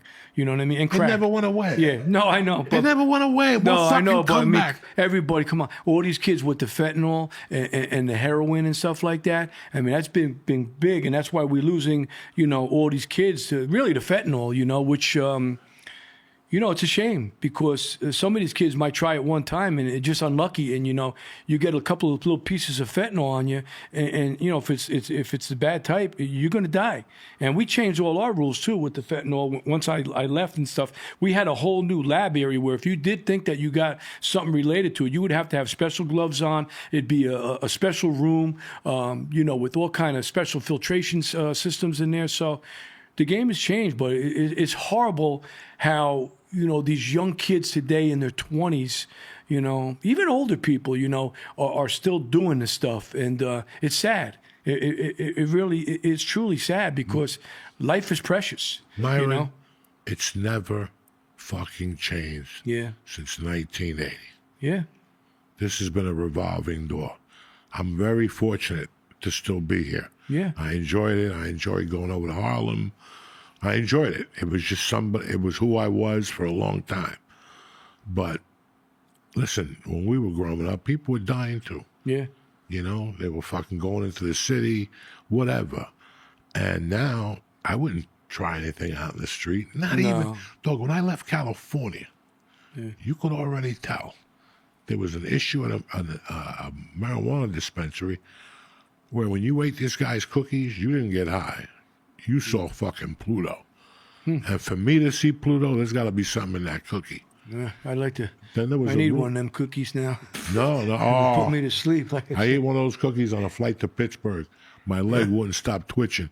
Oh. I was sweating profusely, and my leg it was horrible. Anyway, yeah. fuck that edible. No. So what I'm saying to you is that they're putting edible out of that in Mexico. Yeah. Because you could. God bless New Jersey. A lot of people are going to hate me for this. Because I came here and I was withdrawn on Xanax. And I thought I was going to walk into a doctor and And go, get a hey, script, yeah. let me get a script. The guy's like, No, they don't prescribe that shit. we man. don't give you that shit at all here. And then I had the knee surgery. And it was tough to get pain pills. Like, tough. Like, come on. I just had to. Well, we don't know. We got to contact the doctor. And he's got to contact CVS. And CVS has to call DC and see if you're on the list. And you're like, what the fuck? And then somebody told me that next time get surgery and go to Staten Island. Because they just go nuts out there. Yeah, They don't give you 28 pills. They give you 90 still.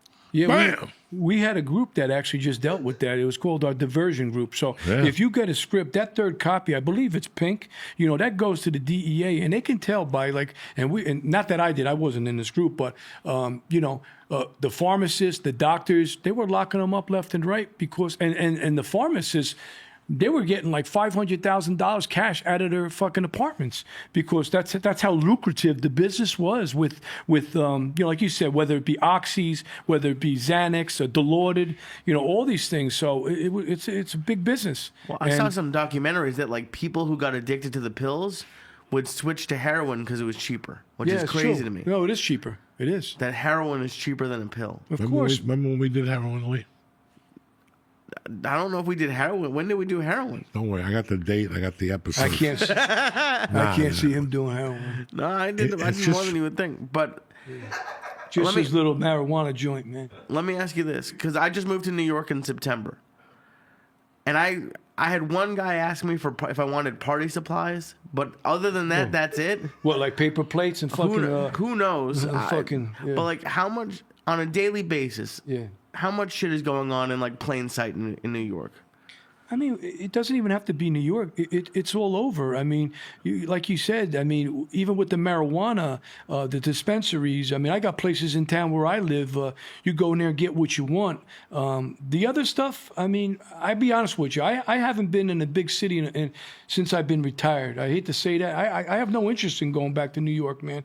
And again, that's just me because, to be honest with you, man, I had enough of it. I'm living in a small town now and, by the beach somewhere, and it gets boring, but, some of these big cities and the people around them, whether they're doing drugs or it's something else, they're fucking nuts. People are nuts today. You know what I mean? Because you got to remember, there's different cultures out there, right? They're coming from different countries. You see what's going on. I mean, actually, a guy I work with who's now in the head of the DEA, and I'll mention his name, Derek Maltz. He's on TV all the time, and he's out there in Colorado sending all these guys back to Venezuela and doing all these cases and stuff, But, I mean, I'll be honest with you, those are some dangerous people. I mean, we could laugh in here and be like, but they'll do whatever, They'll do whatever, these people, because they don't give a fuck, Yeah. How we get to the fucking Venezuelans? I don't know how we got there. Because what they're doing is they had that one gang from Venezuela. Now that was causing, they want to start shipping these guys out. Obviously, Right. we got a new guy in there, Trump, and he's saying, hey, you got to be legal to be here, and they're going after the people that are causing havoc, that are dealing drugs, that have records and stuff, and they're easy to find. You know what I mean? Because they let you know where they're at. They're that dumb, So, But it's crazy how the Pablo Escobar stuff was good to me. yeah, Like I enjoyed it as entertainment. The one that really got to me was when the Mexicans started selling the weed, and then in the middle they go, "Fuck you, let's put some cocaine in I know this that's bitch." I know what you're talking about. Yeah, And I went and read up on the people, and Yeah. I was blown the fuck away Yeah. with the money they were making, and Yeah. they made a big mistake when they killed, rest in peace. yeah, our guy. Yeah. Yeah, Kiki Camarena. Kiki Cameron. That's a matter of fact. Recently, he was just in the news. Right, 2 because weeks ago or something. What had ended up happening was they got one of his torturers, and again, the name escapes me. Miguel. Miguel. Yeah, and Yeah. when they brought him to arraignments, they put Kiki Camarini's cuffs on him, which I mean, okay, you know what I mean?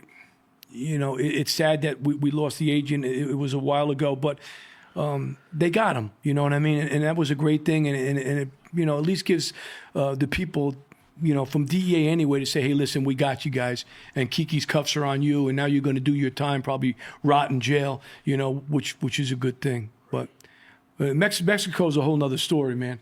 Like Mexico, like they kicked us out of the country for like a year or so because, it's so crooked. Even like when I used to, back in the day, go to Cancun, Acapulco, I did a lot of fucked up things when I went on vacation, you know what I mean? Johnny's over here too. He remembers a couple of stories we did.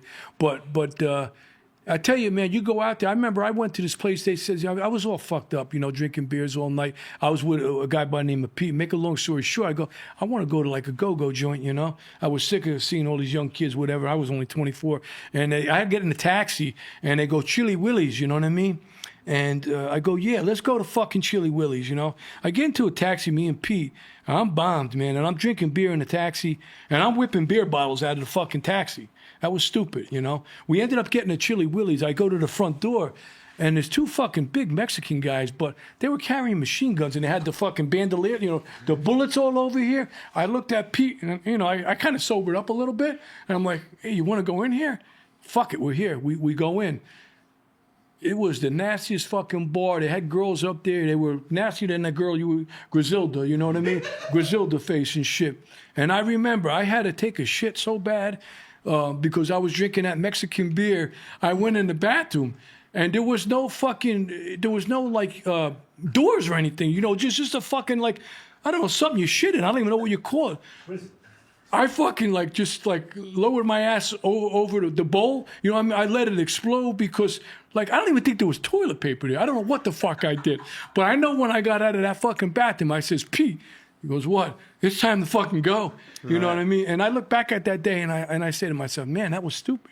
Because normally what the cops will do, they see younger kids and whatnot, and it happened to some of my family members. They'll pull you over and they'll want whatever's in your pocket, $300, $400, $500, Getting back to it, they don't make no money there. You know that.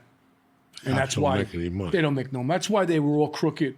Even during, with Pablo, he bought whatever he wanted to buy. He owned it. He was the man.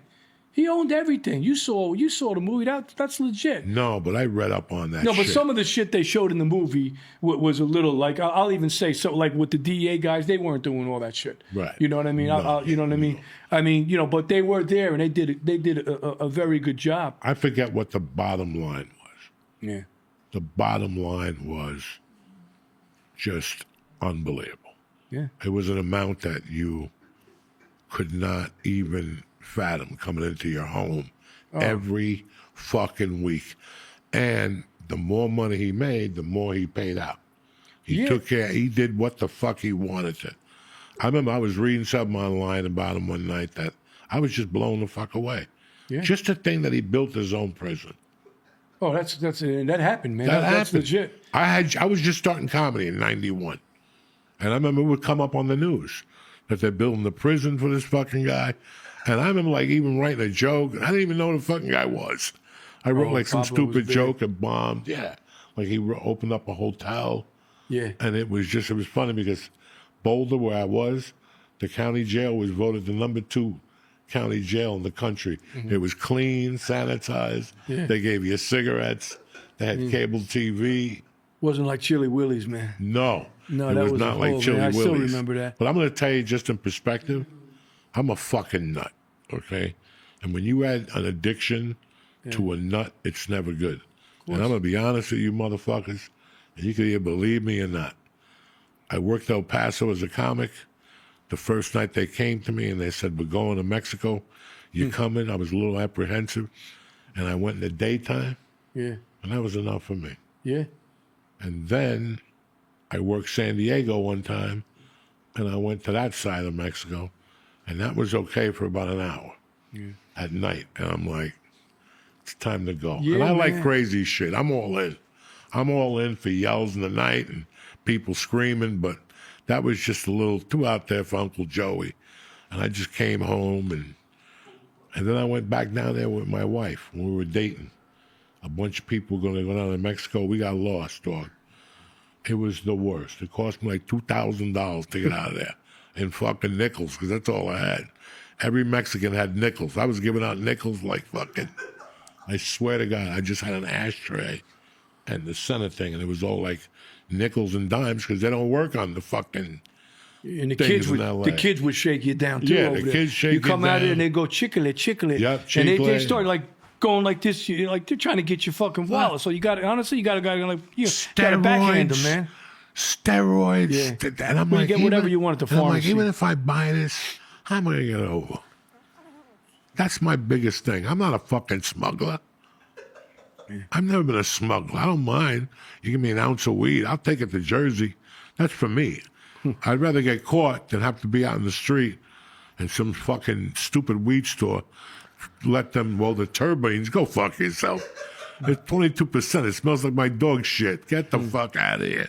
I'm sorry. That's all right, man. No, it's- But anyway, yeah, so you you're know- talking about Mexico, you're talking about Pablo, right? I'm talking more about Mexico, how Yeah. they did it, Yeah. how they, went to the Colombians and said, we're going to be your transport.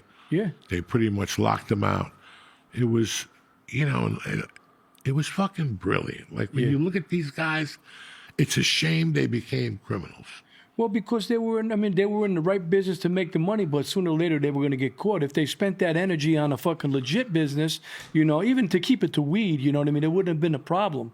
But getting back to Mexico again, I was a senior partner too, and I'm going to bring up another name because, he deserves it, Pete Gudowitz. He's the one that indicted El Chapo. So I was his senior partner. If you see when he comes off the plane, you'll see like two DEA guys. The taller one with the glasses is Pete. And he worked hard on that case, and that was a rough case because a lot of people had him indicted, but they always bring these people to the big house. The big house would be in New York, so they gave they arraigned them in New York. You know what I mean? So, but there was another guy. You know what I mean? El Chapo, and That dude was like a fucking magician. yeah, Was he not? He was getting out of prisons with a suit on and shit. yeah. Like, what happened to El Chapo? We don't sorry. Yeah, they were Nobody building knew tunnels. nothing, He huh? was the tunnel Building guy. tunnels. But I did read something. This motherfucker was buying up land Yeah.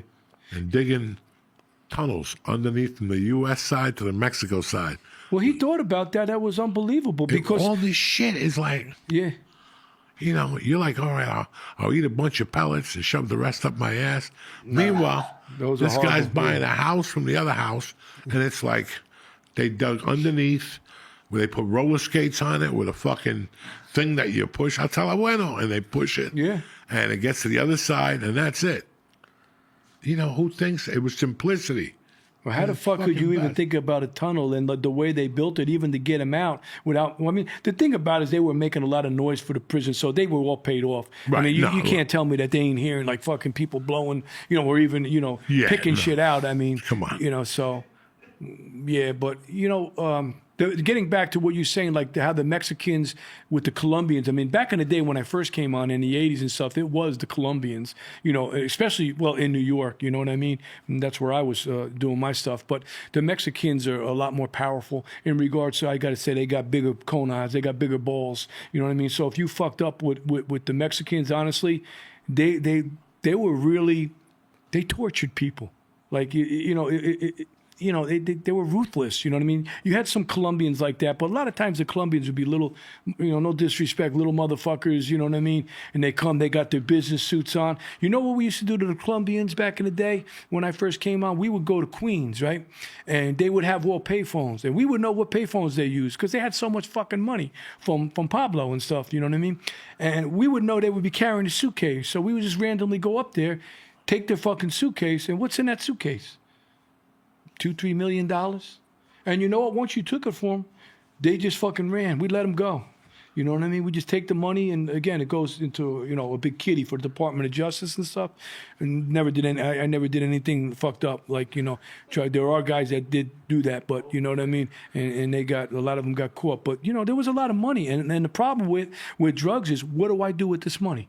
Where does it go? Because me, you guys like us and shit, I don't know what people make here or whatever, but you got a couple of dollars, you feel good about yourself. Imagine having enough money to fill up fucking 3 of these fucking places here. What are you going to do with it? What do you do with the money? You don't even know where to put it. That's why, even now, they have the Chinese laundering their money. And what the Chinese do, and you can see it, is they've been buying up a lot of real estate. You know what I mean? And it's crazy because think about us going to China and getting real estate and buying a house or something. It ain't happening. You ain't coming to China. But yet, politically here, we let everybody come here, unvetted. They come in and they're buying places with this illegal money. And they're growing weed, brother. Yeah. They're buying farms. Yeah, they buy. Well, yeah, they're growing by They're military. growing fucking weed. Like, Yeah. they got it down this to is a happening. science. Yeah. And nobody gives a fuck. So I'm not smoking weed no more. So you know me, I'm good. Yeah. I'm not smoking that commie weed. I like Chinese people. I'm cool, but Yeah. I like the lunch specials, man. you know, it's really like that dude that they just brought back. He was one of the leaders. That's the dude that was in charge. And it's so weird looking back at it. And this is 30 years ago. This is like, you look at this shit and you go, wow. I kind of remember this. Like, I remember the bust in Stockton. That big bust in Stockton. I kind of remember that. Yeah. And me going, somebody's getting backhanded right now. Yeah. That's a lot of fucking coke in that warehouse. You know? Oh, yeah. I mean, you got to think about it like this, though. And I'll tell you, you got to remember all these products, whether it be heroin, coke, marijuana, they're all plants. So we had groups back in the day, back in the 80s. We called them Operation Snowcap. In fact, we lost some guys come out of a helicopter and whatnot. And they're plants. So what happens when you fucking exterminate them? They just grow more. You know what I mean? So it's like you really can never stop it because you remember, they're plants, right? I mean, you know, you just got to find a location and you know, whether it be coke, right? Coke paste and, you know, however way they make it and the heroin. I mean, there's all kind of heroin, but it's always going to be there. Like you said, like you were saying about it's going on, you know, it went on back then too. Yeah, it did because they're plants. They're always going to be available and you're going to always make money. You're always going to make money on them, right? You're going to. Because we have a society that really wants this stuff, like even alcohol, you know what I mean? I know I'm getting off tangent here a little bit, but it's the same thing. People get addicted. There's addictions, you know, and sometimes it's hard to break, you know? You know, I remember Lee asked a question before, and I'm going to answer it. Lee, one of the main reasons I left this area was because, how far are you from New York City right now? 10, 15 minutes? I was 15 minutes away from any drug I wanted to buy. At whatever time you wanted to buy it. If you want something at 3 in the morning, you'll find it in New York City. You have to walk a few blocks. You might get mugged, you know. But you'll find it. That's great. And it's, you know, and that's the scary thing to me. That in those days, from keep going over there, you bump into more and more people. Who are you going to bump into in New York City at 3:30 in the morning? You're going to bump into a stockbroker or a fucking army recruiter. No. You're bumping into people trying to fucking scam people. Yeah. And now you're talking to people like, hey, dog, if you ever need a 45 or any guns, I got you. I'm 19 years old, and you're asking me if I want to buy a fucking gun. Now, that sits in the back of your mind. If I ever get into a beef, I'll be over the bridge getting a gun for $1.25, whatever the fuck, you know, whatever the fuck it is. That's how accessible that city was. I can't imagine what it is today. I got to guarantee that there's not as many spots as there were when I was growing up, but there's got to be something happening in Washington Heights. Oh, yeah. And but there's got to be something happening in the Bronx and all the other things. It's not as visible, Right. but the scary thing is downtown. Really? Because downtown, I know a guy named Tony. That's what he tells me his name is. He tells me to send me his driver's license as long as that's his address. From now on, I'm your delivery guy. Call me 24 hours a day. Something will be there in a half hour. I will send you a menu every day. You will not look at the prices. You're already paying $4,000 a month for rent. Right. You're already going dead anyway. You might as well pay the prices. He's going to have an 8-ball of Coke for you there.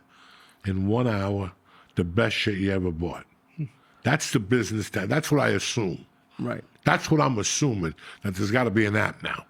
I ain't that fucking, you know, I'm an old man, but I'm just thinking about some Chinese kid in the city that loves to jump up and down with the lights and all that stuff. Right. He's got an app somewhere that you buzz. This guy gets buzzed here, and every day the code changes. That's how slick these kids are today. Don't tell me. The kids are so slick. I mean, back, Slick, but slick. even and it still goes on in the Heights. I mean, I remember when we first started doing the Heights, and it was just easy. We had a lot of informants there. Make a long story short, man, they had the kids working on the corners with walkie-talkies. So as soon as you came on the fucking block, they know you're 5-0. They know you're whatever.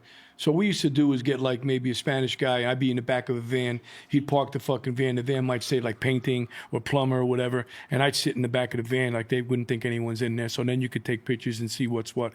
But the kids, even at the ages of 11, 10, you know what I mean? And the stash houses. I mean, we had special guys that used to basically know how to infiltrate any kind of special trap they might have, because it was like really fucked up, really crazy traps that these guys think of. I mean, unbelievable. You know what I mean? I was there the summer of '93 when there were kids on the roof and a cop was walking, uniform cop, and they dropped a bucket of spackle on him. Oh, yeah. I'll never forget that, and I remember it was tight. But it's interesting. In 1993, I used to go to a place. I mean, it was like stealing.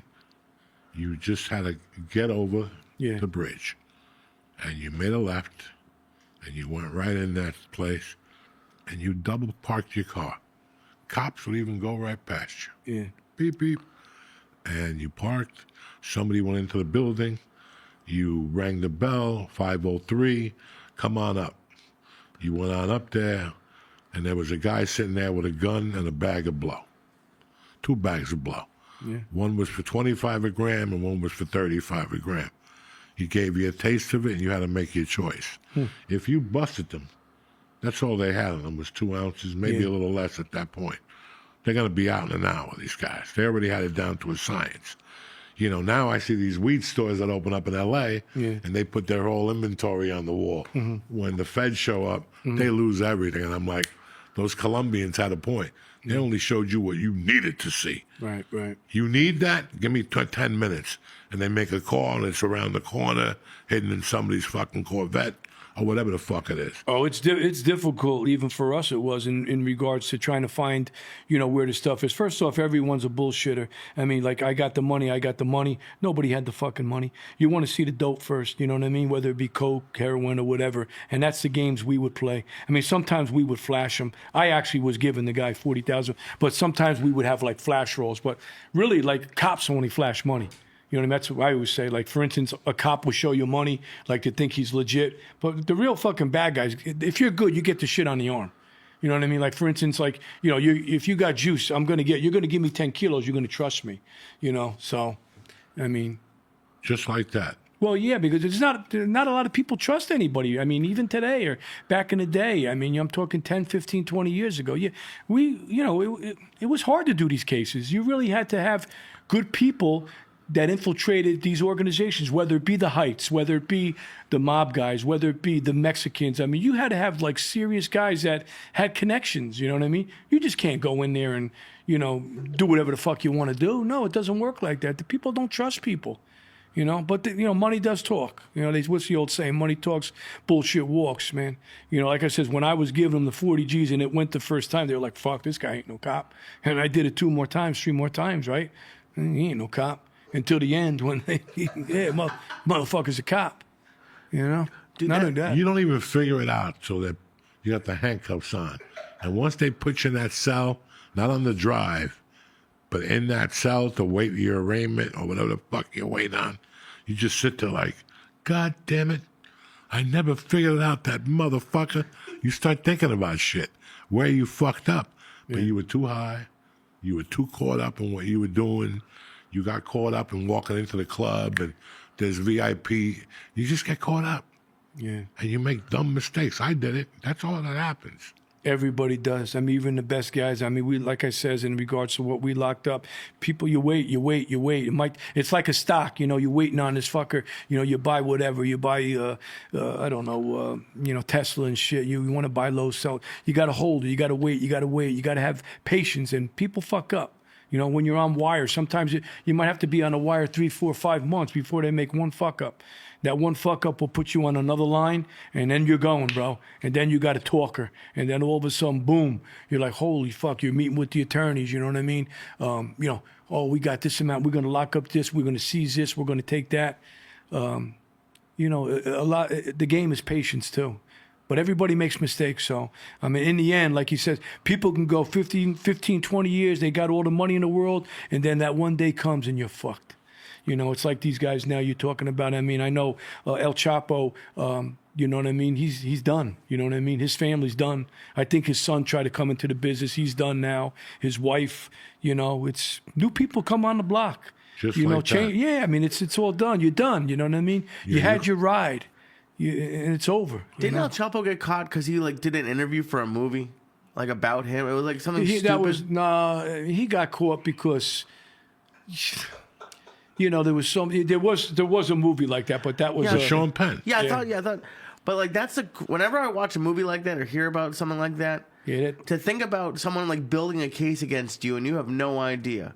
For like months or years, and they're building a case, and you just are going about your life as normal. They weren't even building the case. They already had him by the balls. They were just finding that. Well, just anybody, just like any. They were criminal. just finding that motherfucker. You know what it was? Not only it was find him, but the other thing too is like, do they want to give him up? Do they want to extradite him? That's the whole game. You know, when we were playing, you know, when we were trying to play nice with the Mexican government and stuff like that, you know, they'll give you some things, but then they won't give you everything. You got, like I said, it all goes back to money. Life always goes back to money. You know what I mean? And that's what it is. These guys are making so much money off these guys. Even if you're a top politician in Mexico, you get this guy's giving you $5-6 million. You're going to listen to some American DEA guy or some, you know what I mean, you know, I don't know, cabinet member. You know who Syatt is? Never heard of it. No, sorry. Anybody Lee Syatt? No. No. Trae Colombia. Bye. Right. They don't know nothing down there. That's why, listen, I don't have a passport. And there's times when I was still living in L.A., people go, I get you in. And I'm like, not in a million. Yeah. I ain't going in there undocumented. There's no fucking way. They do some nasty shit down there. Yeah, it's cute. You get great burritos. I'm okay. I'm good. I just didn't trust it. Yeah. There was something about Mexico. And, dog, I was a coke fiend and didn't trust it. There's no reason to go to Mexico and get coke. Snort it, they're going to rob you. And what, are you going to bring it over that fucking bridge? Now you're going to do 55 years. Just to go. No, leave me alone. I can find it in San Diego. How frustrating is it from like your point of like the agents, like the politics of it? Like someone gets away because of like a mistake or like, you know, like just the politics of it. Does it piss you guys off? The politics plays a big part. It actually played a bigger part with the, and I have a lot of friends that are first grade detectives that are retired now, but the reason why they retired, probably like when I retired, is, you know, when you start locking up people and, for instance, they got 2 guns on them and then the ADA's letting them out fucking like a week later. You know, that's what hurts. You know what I mean? Because then, you know, like drugs is one thing and that kills people, but you know, guns, I mean, come on, man, you know what I mean? And you see what happens when these kids or guys go back on the street. They're doing harm. And you know what? It frustrates you, you know what I mean? Because you could take the fact that, you know, okay, I was going after this drug deal, I didn't get him. There's a lot of guys I didn't get, our group didn't get, but, you know, eventually somebody will get them. But a lot of the times they weren't really hurting anybody. There's certain ethnicities, I hate to say, but like, you know, that really will hurt you. Like the Mexicans will hurt you. You know what I mean? The Jamaicans will hurt you. You know what I mean? You know, Italian guys, they that's business to them. You know, these guys like Sammy the Bull, and, you know, I know he's out doing his shows now, and, you know, a lot of these guys, they were doing things to their own people. You know what I mean? And you know, you got to expect that in the game of life. You know, if you're going to hurt somebody that's a drug dealer, well, they're going to hurt you back. You know, is it fair? I don't know. I guess it is. You know, but when you start hurting innocent people and kids and bullets start flying, that's when you got to draw the line. And, you know, like what happened with our agent, you know, Hatcher, you know, this guy, you know, he was out of control, right? And he ended up killing him over what? Because he was high and, you know, he just wanted to do what he wanted to do. I mean, Faraci. And again, me and my partner, Eric Stangby, we locked up the guys that Mario Gallo was one of them on that first case I did, and Jimmy Gallione. Now, these guys were the ones responsible for killing Gus Faraci. They killed him, because of this. And when we locked them up on the drug charges, we also superseded with the murder on Faraci. So they did their time. They're out, and I think who knows where they are now. But that's the only guy. I mean, I'll say Mario Gallo was one of the guys, and it's just a name you guys don't know. But when we locked all these motherfuckers up, he was the only guy that basically said to me, "Go fuck myself." He's not cooperating. You know what I mean? And I shook his hand. And I said, like, "Wow, all right, I'll leave you the fuck alone." You know what I mean? And he did his time.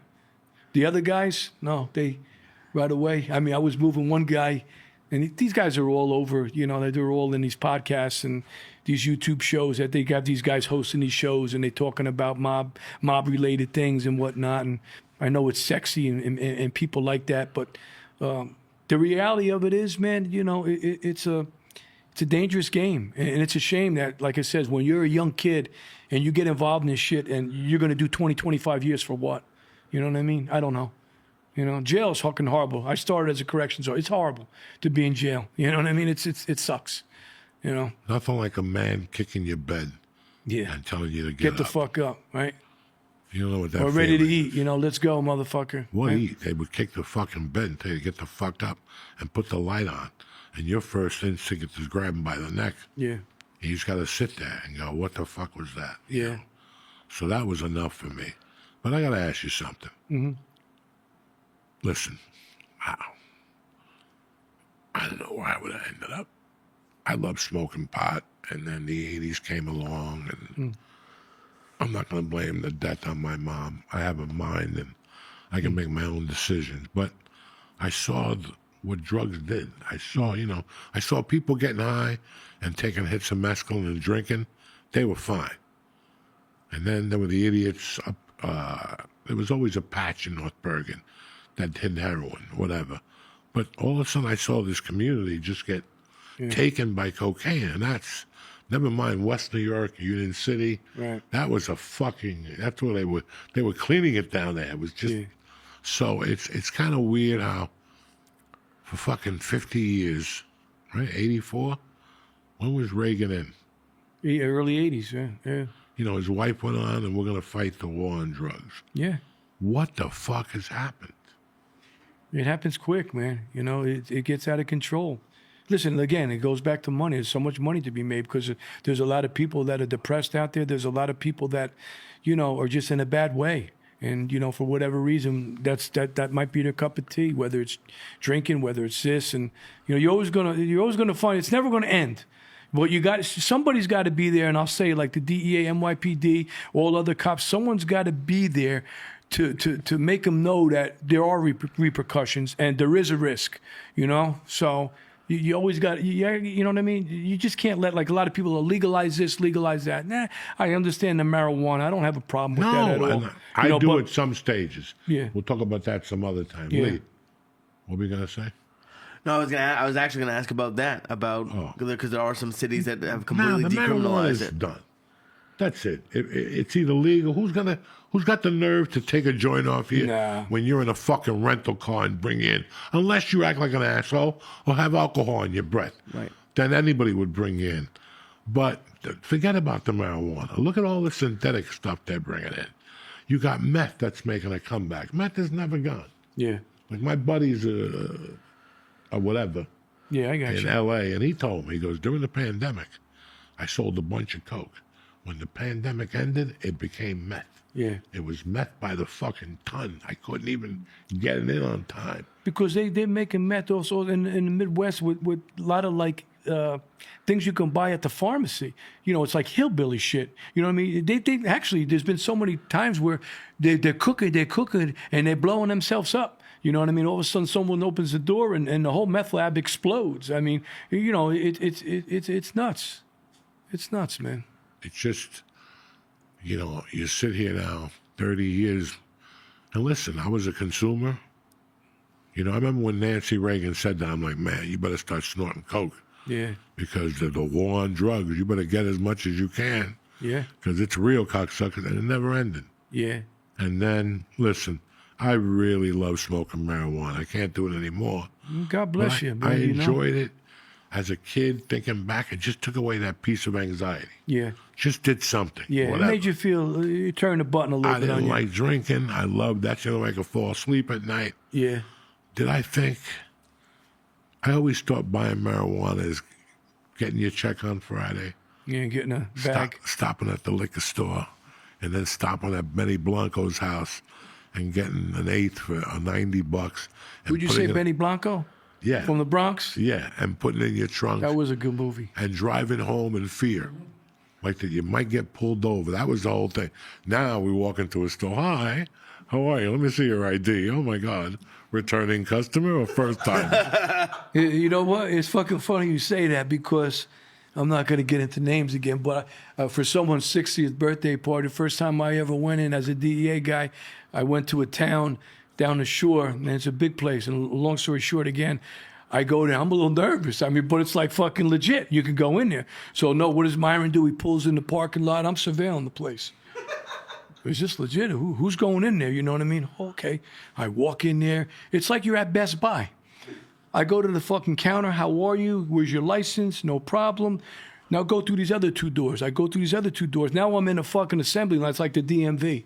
You know what I mean? And I'm behind a whole bunch of people. Then all of a sudden, guy goes like this, over here. I go, okay. I go, I'm looking to buy some, marijuana for a birthday present. You know what I mean? He goes, well, and I go, I don't know what the fuck you got here. What do you think? I don't want to kill the guy and shit. He goes, well, I would try this.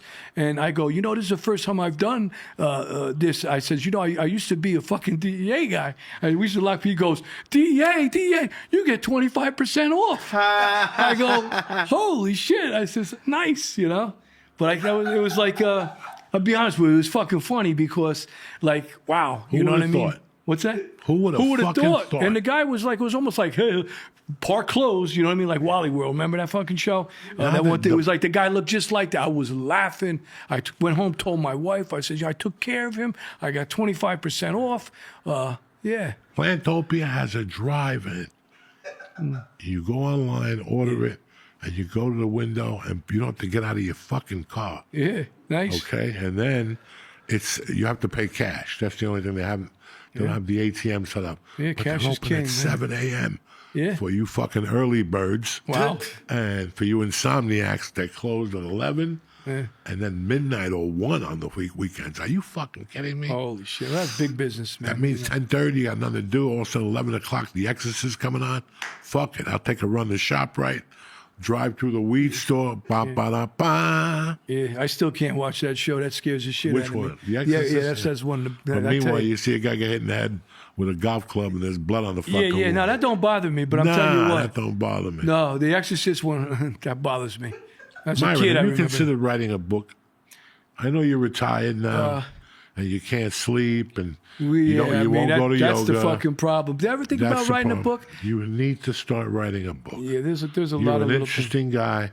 Get Well, thank yourself a you. little security job where Yeah. you just watch a guy walk from point A to point B. Yeah. Listen, you're on your own. They start shooting, I don't know nothing. All right? Well, I got to say one thing. Besides the DEA, you know what I mean? And I know Johnny, I brought a friend over here, Johnny. He could tell you stories, man. We had the best times in our lives. We always had shore houses. He still had them up until last year. He just purchased a house.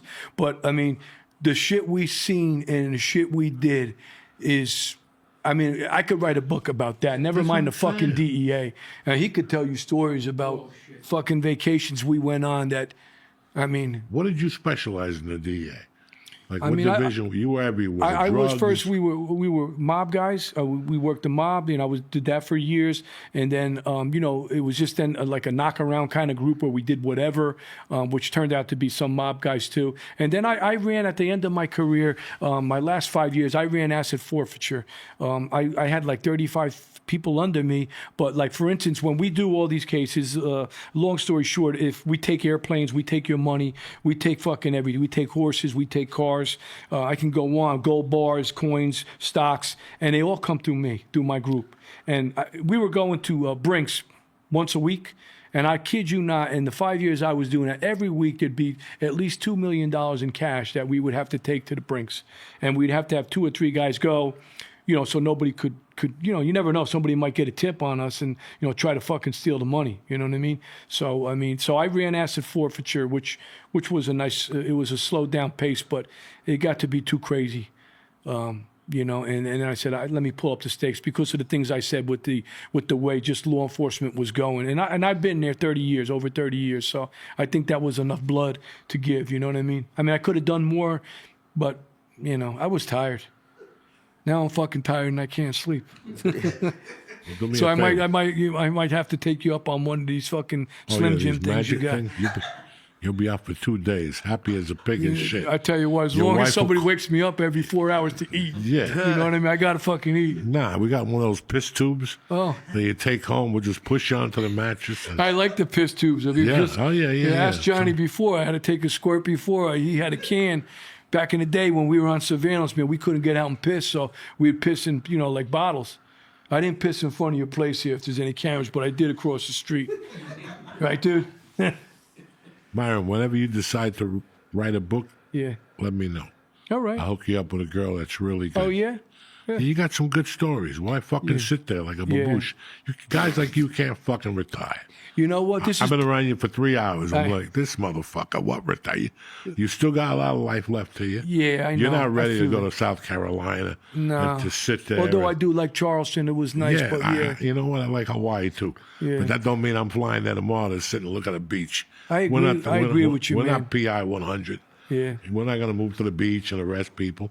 So I'm glad I got out of the house. You got me out of the house. I know my wife probably said, "Hey, get this fucking guy out of here." No. But I was just sitting there one day, and I told Myron I wanted to get him on and talk to him about whatever, and here we are. Yeah. Not blowing smoke up your ass. You're an interesting fucking dude. I appreciate that. I know you had to keep some of the names and dates, to protect the innocent. Like I said, my memory has to be jarred a little bit. But again, I thank you all, for inviting me. A good group of guys here, and I tell you what, it brings back a lot of memories. Yeah, good. I'm happy we got you out. Thank you. We'll give you an edible on the way out, and empanada. Good. You'll be tipped. Nothing with caffeine in it, bro. Listen, those Spanish people, they know how to cook. Oh, absolutely. You just pass the fuck out. They put Xanax or something Mexican. The Cubans put something in there. Yeah.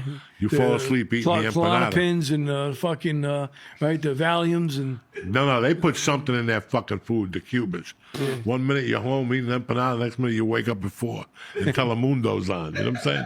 People are fucking going back and forth with maracas. You're like, what happened?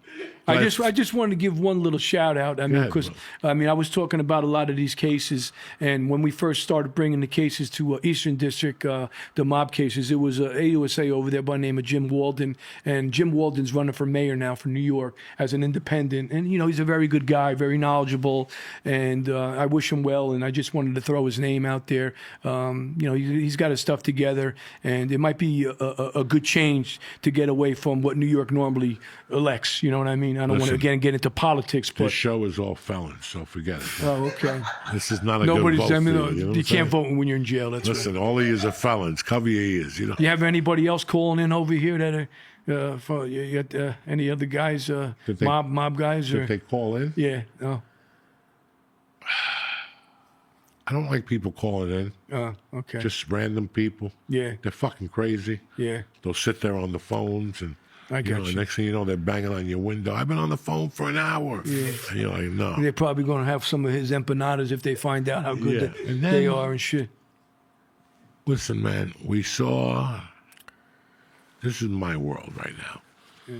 We saw The Godfather. We saw Goodfellas. And then at the end of the day, no matter what the fuck you tell me, we saw a TV series that swept America off their feet. You talking about Miami?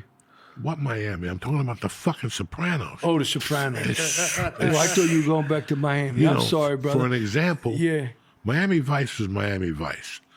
But it's like I tell people, in 97, I did a show, and I had to send a resume. And the agent called me immediately, and she's like, I got to talk to you. I'm like, what? She goes, you got to take North Bergen, New Jersey off your resume. Yeah. She goes, I don't really want people to see that. Really? Always go to New York City. I go, all right, put New York City down. She's going to get me to roll. This is when Springsteen was out, you know. All these animals are out. The Sopranos came out.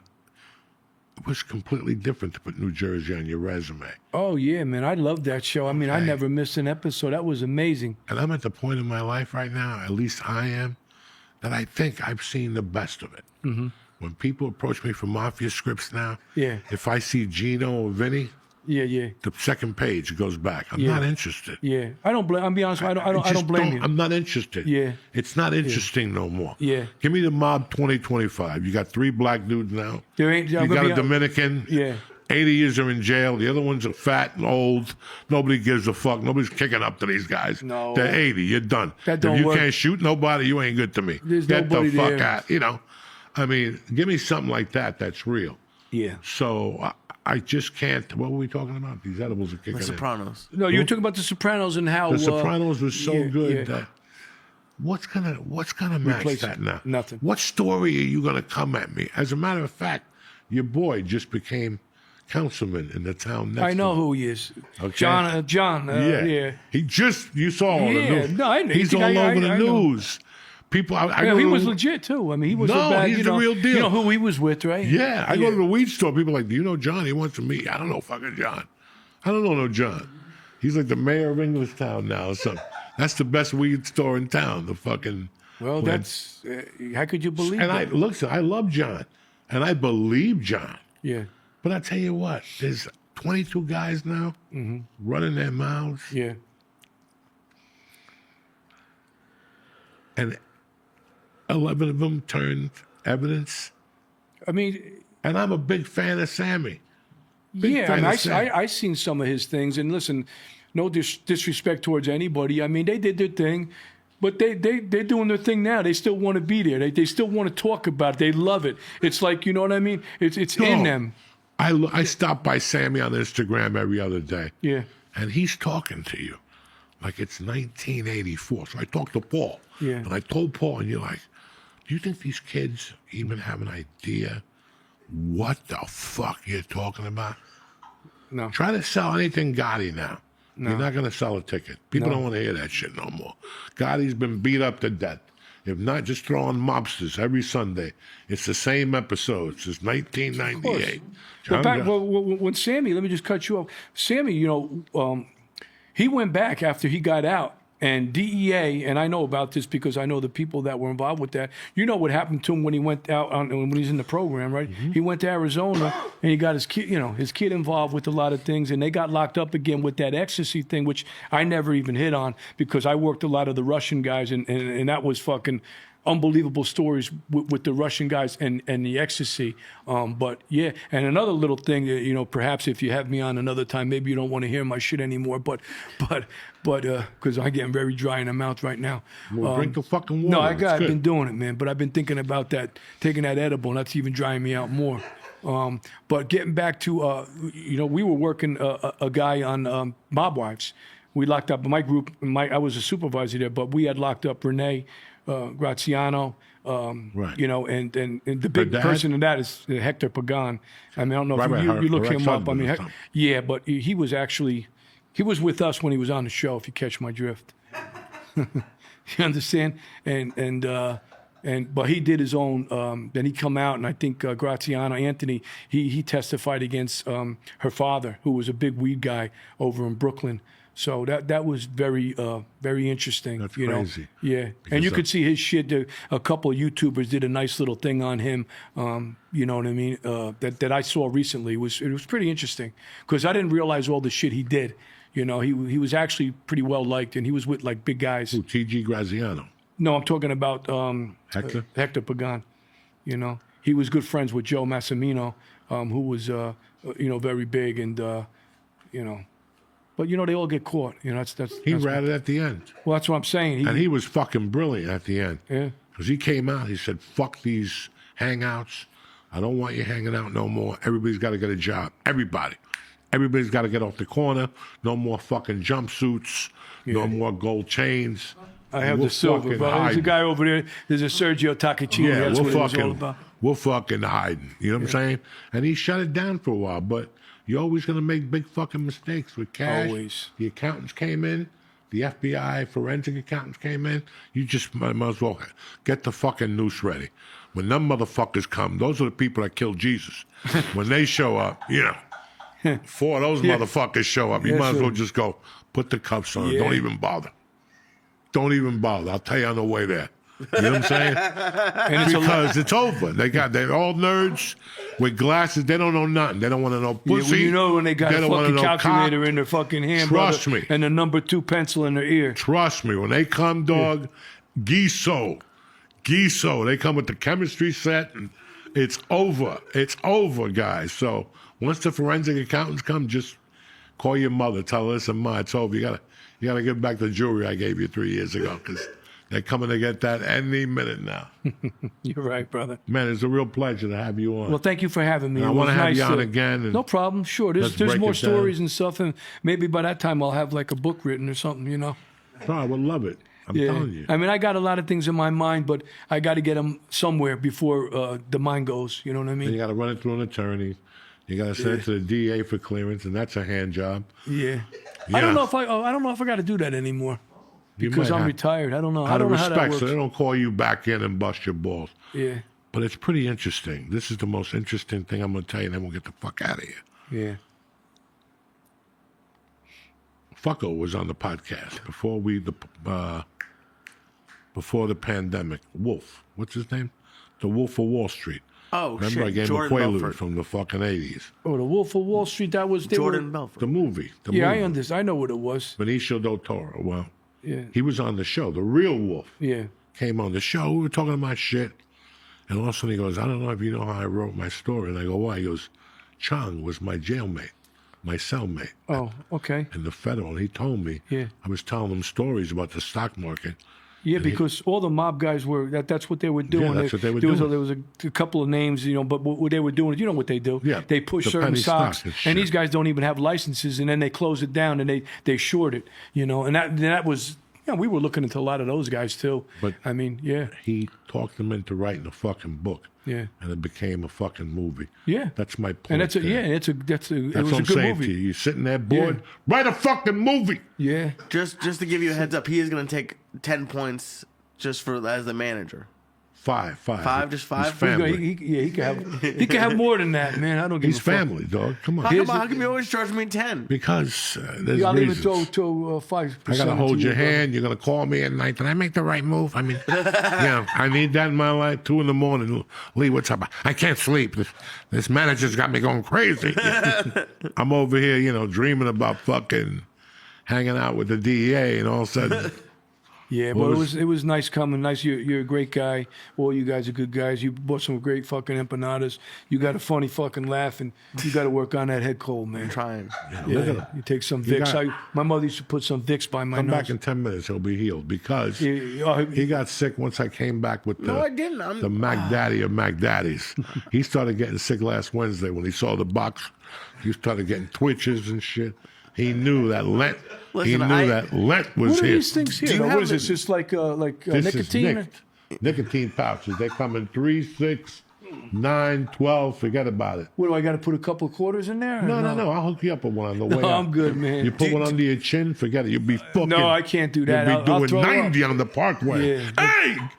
You got your old badge. I just put it there with a disco light now. I do have it. They don't know nothing. Just put the badge up with a disco light. That's it. Nobody knows nothing. Nobody will even stop you. That's the fucking funny thing. Johnny, you got anything to say, brother? Oh God! Don't get them started. Don't get them Tell started. about the goat bar. We got to get the fuck out Oh, of the here. goat bar, but holy fuck, don't tell No, that. we'll get the fuck out of here. Next time we'll talk about the goat The goat bar is in Now the it's Bronx. 10 to 8. I'm already hungry. You know what I'm saying? Yeah. I'm already All right, thinking man. about shit. We out. We out like cutting. fucking whatever. Finito. Lee, where you at this weekend? March 29th, Broadway Comedy Club, 5:30 p.m. Look at them. wow. Don't forget to be there. Austin, Moon Tower is officially sold out, but you got May 18th at the Parks motherfucking Casino. Yeah? Right? Or August. May. We're working on May here and come out, and that's it, and that's that. I'll keep you posted. Lee, that's all you got? That's all. I got Josh Wolf at Stanford Comedy Club in 2 weeks. You going to Make Stanford? something up, brother. When are you going to Stanford? Stanford, New York Comedy Club in 2 Oh, weeks. Stanford, New York. Okay. Stanford, Connecticut. I thought you were going to the old Stanford. The guy had the wig. That's a complete other story.